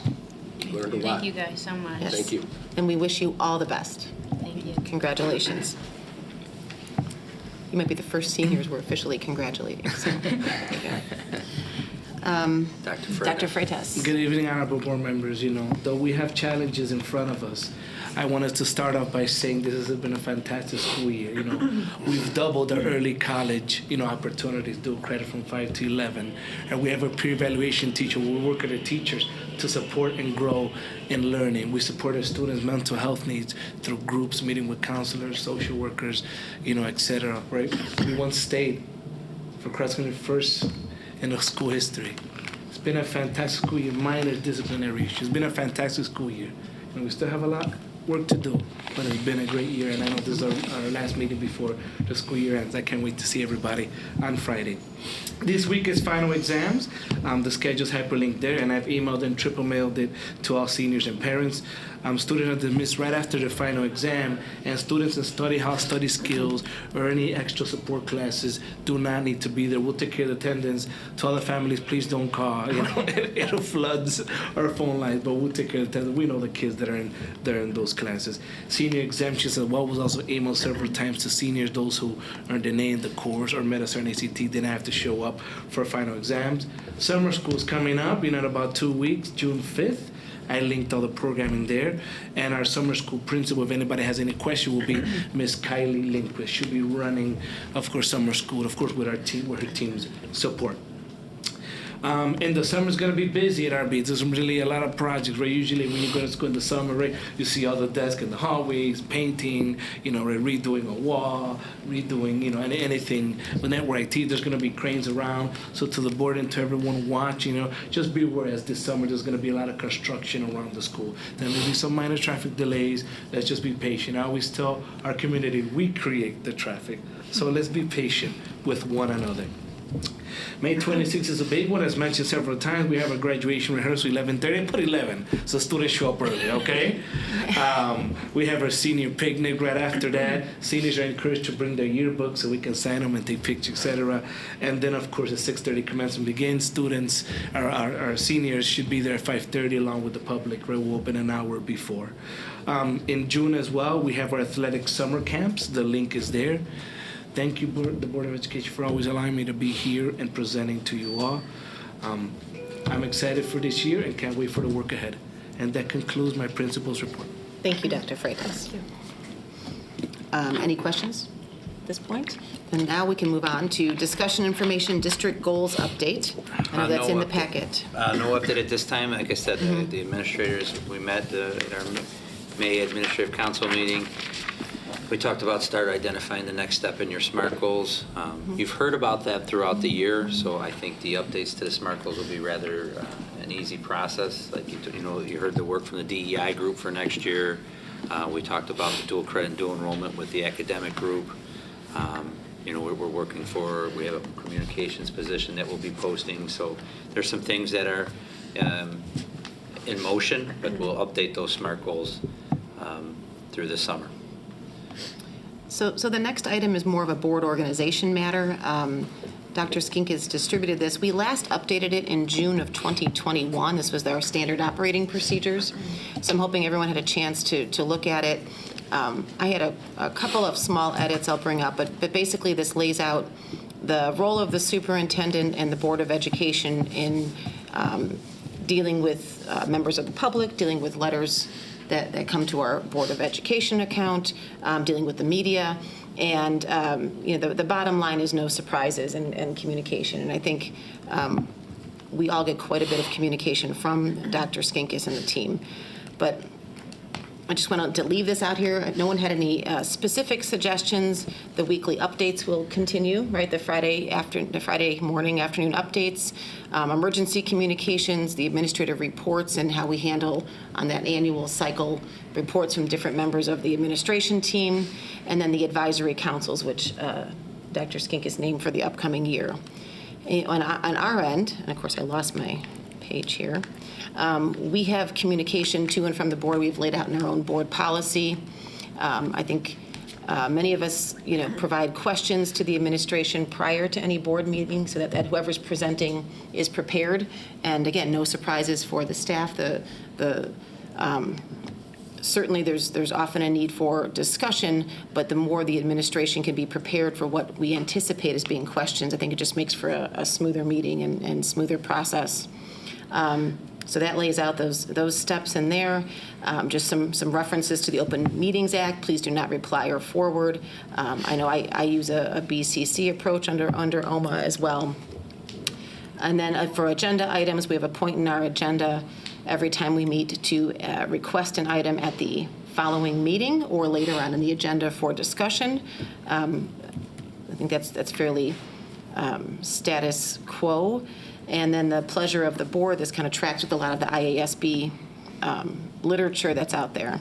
And then finally, there's some information regarding communication with newspaper media and, hello, Bob, and then communication with other stakeholders who engage.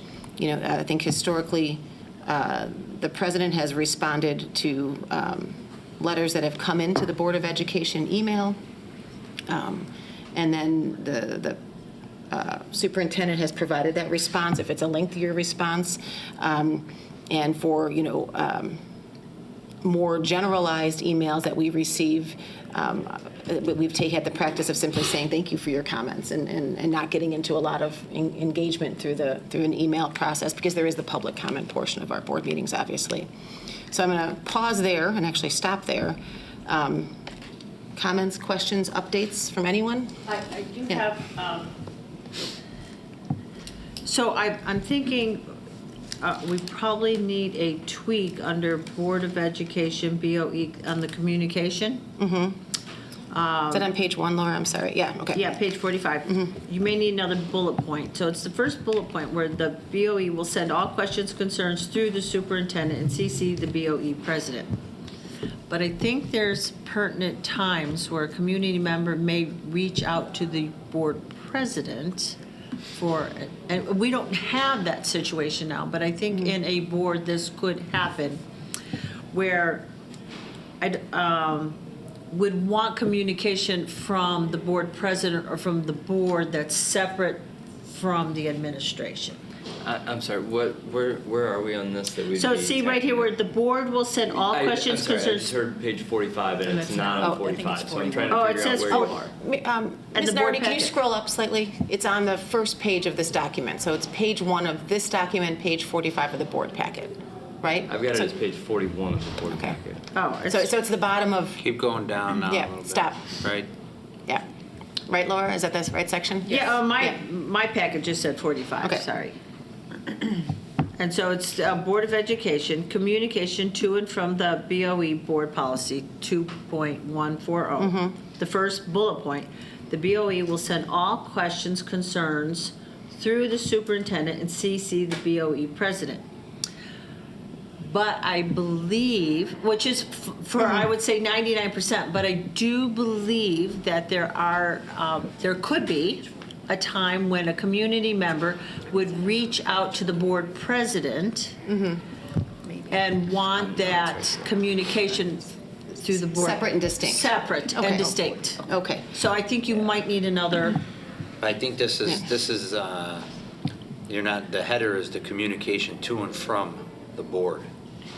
So it's like amongst the 7 of you and me. Right. So that's why it's saying, like, when you're submitting your questions and things, this isn't communication with the community. That's what, Well, I think- understand what you're saying. Even among us too, somebody might, and I'm not saying this is the case now, but it could be among a board that somebody reaches out to their board president and says, I just privately want to talk to my board president. And then, okay, so maybe that belongs more appropriately on the second page under communications with stakeholders. Right. My only It just- concern with yeah. the bullet here is everything is vetted through the superintendent. No, I hear what you're saying. We want to have, is there a parallel outreach, a parallel point of communication in the event that it's necessary?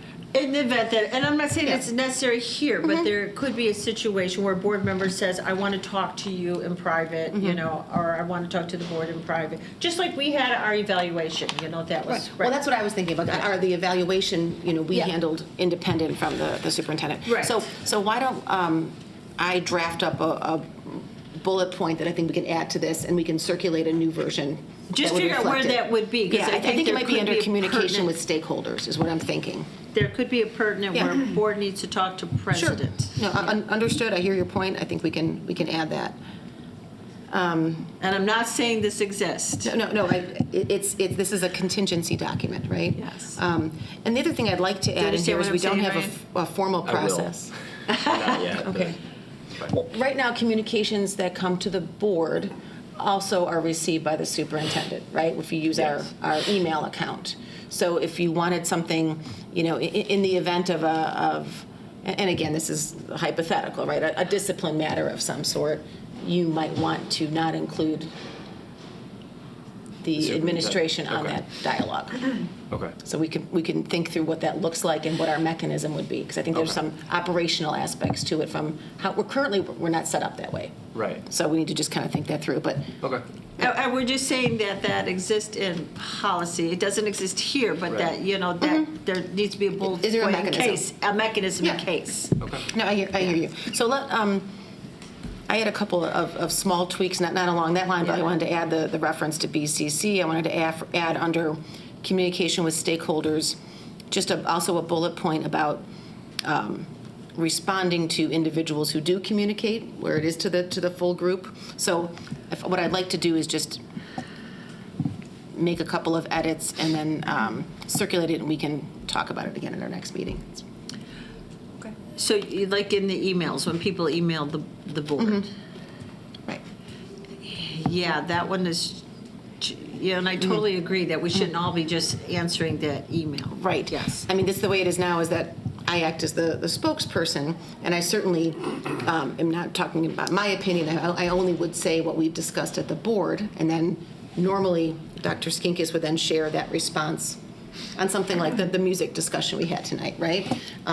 That response was shared with the full board. And there was an example a little over a year ago. I did respond to one, and I CC'd everyone, but my response was to the statement that a community member had saying, you're probably not even reading this.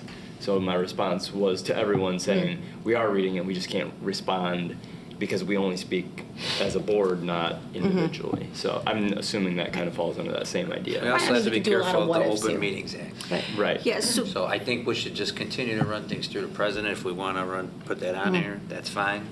The board president serves as, that's what our policy states, is the board president serves as the spokesperson. So we should just add that to this. Right. Our policy states that we should just carry it into here. That was I think we're speaking similarly. So where does that conversation happen? What conversation? You know, so we get a random email, right? So I'm saying, is that an open meeting before you can respond? So say we get some wild email. Okay. We want turkey sandwiches and whatever. They email us all, and before the board president can respond to that person, where does the conversation happen among the board members so that you can reply back to them and say, the consensus of the board's blah, So blah, blah. I would only reply with using information we've discussed in an open meeting. So in an previously. open So meeting. to use the music discussion, I've only replied saying these decisions were made at this date in the meeting. It was based on the materials. Here's the attachment as part. So that's how we've been handling it. And we also include all those in the Friday update, or we use reply all on the school board, so you should be getting those to see how they're going. Well, but Jill, that update is not board business. That's information. No, but Like, we I'm saying should we be put- having a discussion in the update. No, it's not. No, not what a I'm saying discussion. is you're asking how this is happening. I'm saying we include all those so you wouldn't. Usually I'll respond, thank you for the email, make sure the board gets it. It's a general response. Right. If it's something the board's already discussed, Deanna will send a response saying, on February 13th, the board discussed this. You can find that meeting on the board webpage. Here's a copy of the chart that was discussed. Then I take that email response and I put it in the Friday update so you all can see what she responded. Right, because I don't copy everyone on that response, because then you're getting into an open meetings issue. Right, you can't put everybody on that response. Right. And now I'm just looking at the mechanism here into this document, that if somebody is clearly looking at that, they'd be like, when I send an email to the board members, I know that the board members are going to discuss it in the meeting. I can watch it on TV if I want, and then I'll get a response from the president.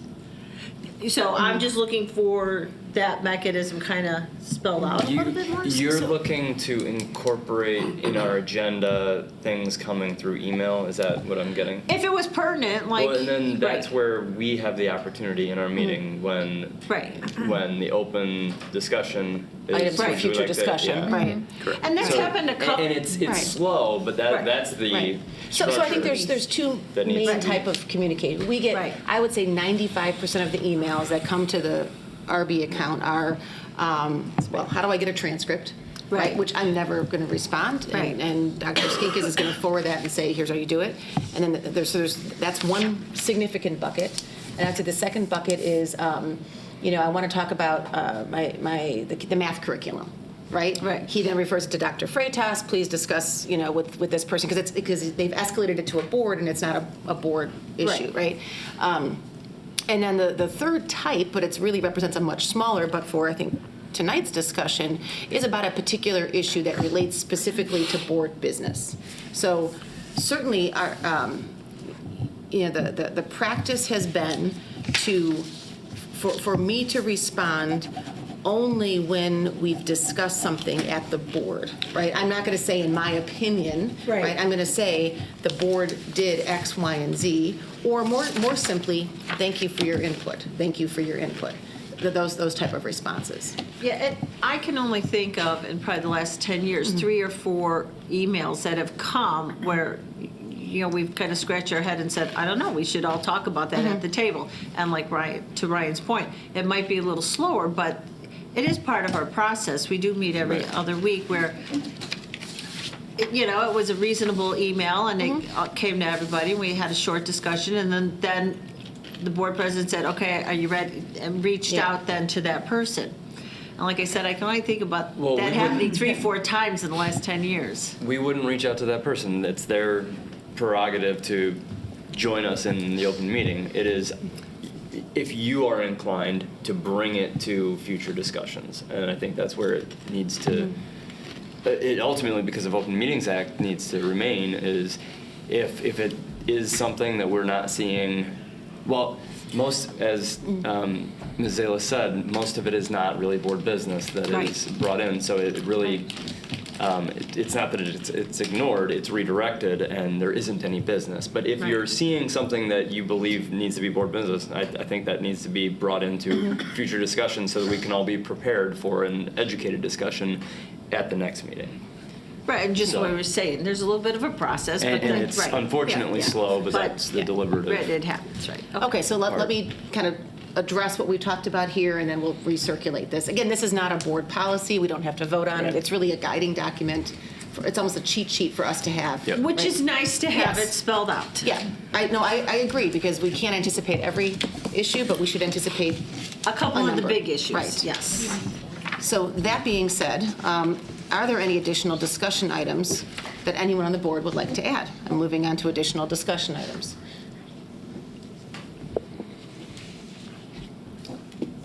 Okay, seeing none, what do we have in terms of life safety items, capital improvements, and sustainability? Project starts next week, so we'll be shutting down the cafeteria. We had to order 120 boxes today to move all the books out of the library. So we're in the process of doing that to try to fit into this 2-month time limit to get the HVAC done before the start of school on August. I think 14th is the first day. And so that's it really with the life safety update. Okay, thank you. And then the PACE Municipal Vehicle Program, and we had a pretty robust discussion on that last week. Yeah, you had a first read last week. Dr. Smetana asked that if the board's ready to approve it, that they include in the resolution with final review by the district's legal counsel and superintendent. Okay, just because we're still waiting to hear back from PACE. You can imagine how that it moves a little slower. It's a much larger organization. So we're just waiting to hear back some final comments from our attorney, or from their attorneys, from our attorney suggestions. And again, the idea is to engage these this program for the fall. Correct. We could hold it till June, but or we could. The recommendation is to approve it with final, in the resolution it says final review by the district's legal counsel and superintendent. Any objections from anyone for moving it tonight? No, I think we discussed it pretty extensively last time. Could we have a motion? The Board of Education, Township High School District 208, Cook County, Illinois, approves the PACE SSEPP drug and alcohol testing policy, the Municipal Vehicle Program Agreement, and the FTA certifications and assurances, pending legal counsel review, as presented in the May 23rd, 2023 Board Agenda Packet. Second. Second from Ms. Locke. And we do need a roll call. Mr. Durkin? Yes. Ms. Gieska? Yes. Ms. Ruska? Yes. Slack? Yes. Mr. Novak? Yes. Mr. Benhurst? Yes. And Ms. Davis? Yes. We did take out of order the approval of the new student advisors. Again, thank you to Mr. Van Horst and Ms. Gaska for interviewing 8 very qualified candidates. So thank you for spending your afternoon and plus doing that. The next item was actually something we talked about last time. Ms. Ruska gave some background, the IASB board representative, to have Laura Haruska serve as our representative to IASB regional and other events. Any discussion? No? Do we have a motion then? I make a motion to approve Laura Haruska as the District 208 Board of Education representative to the Illinois Association of School Boards. I'll second. Second for Mr. Novak. All in favor? Aye. Aye. Thank you very much. And thank you, Laura, for your service. Final calendar for the 2022-2023. What did I say? No, it's 22-23. So this is, so what has to happen is at the end of each school year, we have to submit a final calendar stating all emergency days or things like that. And so since we won't see you till June, Mary Ann asked that we approve it tonight. Okay. I don't think there were any Knock questions, on but it is wood. 22-23. No snow days planned for the next few Knock on wood. days. Okay. Can we have The Board of Education, Township High School District 208, Cook County, Illinois, approves the final 2022-2023 school calendar with the emergency days of May 26th, 30th, 31st, June 1st, and 2nd eliminated to be submitted to the Illinois State Board of Education as presented in the May 23rd, 2023 Board Agenda Packet. We have a second? Second. Second from Mr. Durkin. All in favor? Aye. Motion passes. Transfer of interest from debt service to the education fund. All right, annually, the district transfers the interest it earns in debt service to the education fund. The education fund has the most need of additional resources. The interest earned this fiscal year to date, the interest on investments account was $50,726. The administration recommends the Board of Education approve this transfer. Dr. Smetana said that to inform the board this is a first read. However, if the board is comfortable approving this tonight, it provides the township treasurer then an entire month to make sure our money gets transferred appropriately, and it will capture any additional interest we receive before the end of May. So it's probably in our best interest to approve this tonight. Are there any objections to moving forward tonight? Okay, can we have a resolution, please? The Board of Education, Township High School District 208, Cook County, Illinois, approves the transfer of interest earnings in the debt service fund to the education fund as presented in the May 23rd, 2023 Board Agenda Packet. Second. A second for Mr. Van Horst, and this is a roll call, please. Mr. Novak? Yes. Mr. Benhurst? Yes. Mr. Durkin? Yes. Ms. Gieska? Yes. Ms. Ruska? Yes. Ms. Slack? Yes. And Ms. Davis? Yes. Dr. Skinkis, you're up with the tentative budget for FY 2024. Okay, so the first draft of the tentative budget is included. Again, I would tell you you could look at the large ticket items which are in the first 2 pages under the assumptions. You'll see the general summary. Again, this really doesn't become more accurate until we get the May actuals and the June actuals in there. So the way this will play out, one of the questions I received from Mr. Novak was like, well, what's the process, or just what's the board's role in the process? First read tonight. Very general idea. I would focus on the first 2 to 3 pages. After tonight, in June, when you come back in 2 weeks, you'll have the May 30th actual. So then there's only one outstanding month left of bills. On the average, it's about $2.2 million that we expend each month. So you'll have an idea. We're still short about $4.5 million of the budget to show you what we spent and what we're budgeting for, to show where we're making some determinations. The board will approve a tentative budget in June. This tentative budget is then put on the website under the business office webpage. It is available if someone from the public wants to come in and view it in the business office. Throughout the months of July and August, we'll update the board once we have the final June 30th actuals, and if we have any other additionals, a large amount of transfers, any type of major capital repairs come up, anything like that. That takes place during July and August. Formal board approval is in September. We try to do this by the first meeting of September and submit our budget to the state. And so that is the process. You will see the budget for the next four to five meetings, okay? You'll have it in June, July, August, and September. And so that's why tonight it's just to kind of get it in front of you so that you have two reads before we ask for your approval in June. So any discussion at this point, or I think as Dr. Skinkis is suggesting, everyone can take some time and look at it and then submit questions for the June meeting, where again we'll have better actuals, because this is still a little bit early in the fiscal, before year end. All good? Okay. I scroll Thank you. up here to my next one. You're the IGA with West 40. IGA with West 40, again, this is a formality. We have about 2 students. There was one question submitted. We have about 2 students that used it, 115, anywhere from 1 to 2 students per year that use the alternative safe school. We do use the ALOP program that has been very effective for us this year, and we'll continue to use that.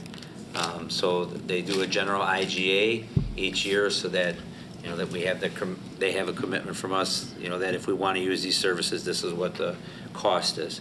Again, it's a first read, but it's more of a formality. I think it's safe for the board. Nothing's changing to do this approval tonight if you feel comfortable.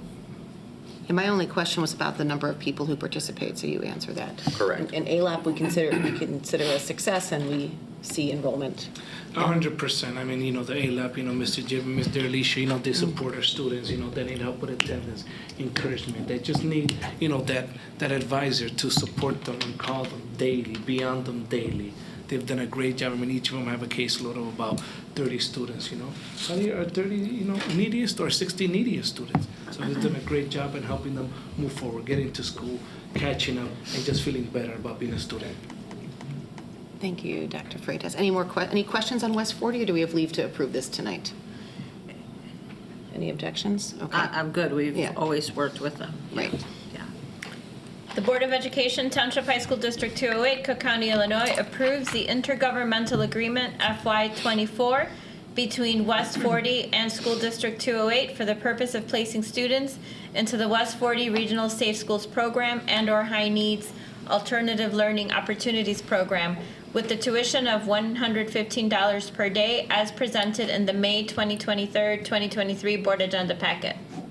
Second. A second from Ms. Locke, and we need a roll call, please. Mr. Venhurst? Yes. Mr. Durkin? Yes. Ms. Gasko? Yes. Ms. Ruska? Yes. Ms. Locke? Yes. Mr. Novak? Yes. And Ms. Salis? Yes. This next item, Dr. Skink, is it still a first read? It is a first read. Okay. First student is the first choice we use for code. So there was some questions submitted on it. So this is we don't have transportation in Riverside Brookfield High School because under the school code we have public transportation within a mile of the school, whether it's through First Avenue, Cermak, 26th Street, all of our main thoroughways. There is public transportation available. So this is just strictly for approval for field trips and athletics. And these are the negotiated rates. Now, last time we went out for bid on this, we only had 2 people put in for bids, and the one contract that went out, that other contract that put in for the bid was a contract that we had some concerns with missing trips and not showing up for appointments. So there was a question like, do we anticipate going out for bid? We can in the future. I think they were asking around the 10-year mark. That's something we can look at. But even now, there was another question submitted. I'm sure you hear it sometimes as board members, there's a lot of concerns with transportation, and here's why. First Student is covering schools. There's only First Student, Grand Prairie, and Illinois, there's not a lot of bus companies. All right, so all of our schools are dealing with concerns. One, there is a shortage of bus drivers. 2, we don't provide daytime business because we don't have busing. So the way this works is first student, the first guy back to the barn, after first man or woman back to the barn with when they finish their route. Do you want the overtime, right? So people sign up the day before. So the problem is they have to finish all their student drop-off routes before they can come pick us up. So that's why a lot of times your coach is complaining about being late for contests or the bus showing up late. That's one of the issues. Now we've got, with the driver shortage, we get to a point to where we've had to start doing some outside contracts with M&M Limousine, Windy City, so that some of them that have larger coach buses that can take a team or mini buses that can take a team, because if we can't get first student, so to answer Mr. Durkin's question, there are some other agreements we've worked on, but we always start with first student so that we have a cheaper rate, if we could be fiscally responsible. But sometimes if you come to pick up or drop off and you see like the black tinted window 17-person Mercedes minibus, is because we couldn't get a first student bus and we have to get a softball team to Elgin by 4:30. And so This that's is not an RB problem. This No. is an everywhere problem. Yeah. Unfortunately. So, I was the one who asked about the bidding. I just think it's good practice to do public solicitation with some regularity. This was last bid in 2016. I'm not suggesting that we delay this or even do it next year. I just think that there's an awareness that perhaps as we hit a 10-year anniversary, we should be looking at Definitely noted. an RFP or however we would handle that. Are you looking at bidding with the bus services or the alternative bus services? No, I think she was asking Yeah. about the school bus. This one here. The first Yeah, one a lot of in these, Grand Prairie. the other issue that you'll get with that is if there's only the 4 or 5 school bus companies, a lot of them won't apply to this because it's not worth. No, I It's not understand it's not, guaranteed, but but it's it's just also. good public right, practice, It's sure. good public procurement practice, right? Is Sure. to do some regular, and again, I'm not suggesting we delay this at any point, but just note it, thank you. So this is a first read. Any additional questions we can submit? Yeah, I Unless you- think we could wait on this one. Okay, so we'll go ahead and do that. The next item is administrative services for the 403B and the 457B plan. So this used to be TSA, now they were bought out by Omni. They just manage our 403Bs and 457s. We have roughly 74 employees that participate in a personal 403B or 457. And what happens is this is just a third party that helps manage the pay. We do the paycheck deductions. It goes through the TSA or the Omni account, and then it gets paid out to the fiduciary company. So our cost has not increased in the last 15 years. So it's actually a rather good deal for us. And we've had no issues of service either. Okay, any additional questions from anyone? Why don't we have a motion, please? The Board of Education Township High School District 208, Cook County, Illinois, approves the contract with U.S. Omni and TSA CG Compliance Services as presented in the May 23rd. With Superintendent, legal counsel review. Approves the contract with U.S. Omni and TSAG Compliance Services pending legal counsel review, as presented in the May 23rd, 2023 Board Agenda Packet. Second. Second from Mr. Van Horst, and we need a roll call on this, please. Mr. Durkin? Yes. Ms. Gasko? Yes. Ms. Ruska? Yes. Ms. Slack? Yes. Mr. Novak? Yes. Mr. Van Horn? Yes. And Ms. Salas? Yes. And finally, we do the Palms overnight camp trip, first read. Was a question submitted on this about the board's role? So, Excuse me. Thank you. The board only approves field trips that are overnight or out of state. Okay, so the one issue that I would ask, and I think Mr. Venhurst submitted a question on this too. We did have a changeover in our POMS coach, and so this person is, trying to organize an overnight trip in less than 2 months.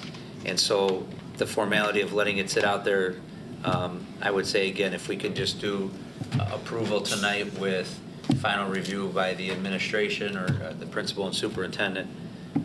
I think it's just a matter of it's the formality of the board is aware they're going out on a trip overnight. If the board's not comfortable, we could wait 2 more weeks, but it would be, They'll need a bus.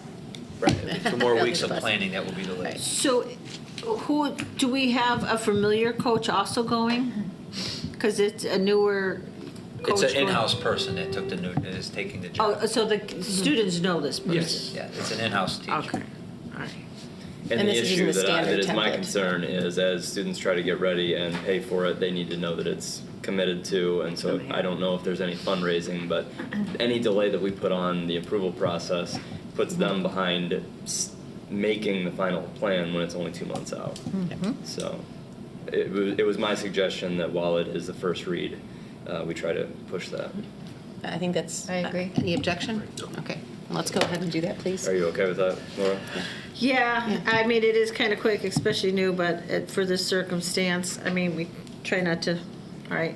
The Board of Education, Township High School District 208, Cook County, Illinois, approves the POMS request to attend the Universal Dance Association Summer Camp with administrative approval pending from July 24th through the 27th, 2023 at Northern Illinois University as presented in the May 23rd, 2023 Board Agenda Packet.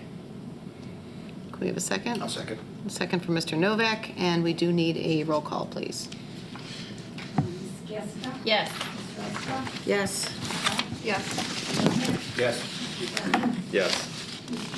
Yes. Yes. Seeing no additional visitor statements, we did not have any discussion items requested for this evening. Does anyone on the board have any consideration of items for future meetings? I would suggest that we will be discussing the budget over the coming months, and that obviously includes staffing considerations across all the departments. I think any comments we heard this evening, we could incorporate into some of those budget discussions in the June and onward. Sounds good. Yep. Any others? Okay. And then matters for closed session, appointment, employment, compensation, discipline, performance, or dismissal of specific employees of the public body, student discipline, individual student matters, purchase, sale, or lease of real property, probable imminent or pending litigation, collective negotiations, and school safety. Second. No, we need a motion. Those are all the matters for closed session. Sorry. That's okay. The Board of Education, Township High School District 208, Cook County, Illinois, enters closed session for the purpose of considering the closed session matters as presented in the May 23rd, 2023 Board Agenda Packet. Second. Second from Mr. Van Horst, and that is an all in favor. No, that's a roll call. That one's one I should memorize. Thank you. Ms. Roscoe? Yes. Ms. Black? Yes. Mr. Novak? Yes. Mr. Van Horn? Yes. Mr. Durkin? Yes. Ms. Gasko? Yes. And Mr. West? Yes. Okay. We are into closed session.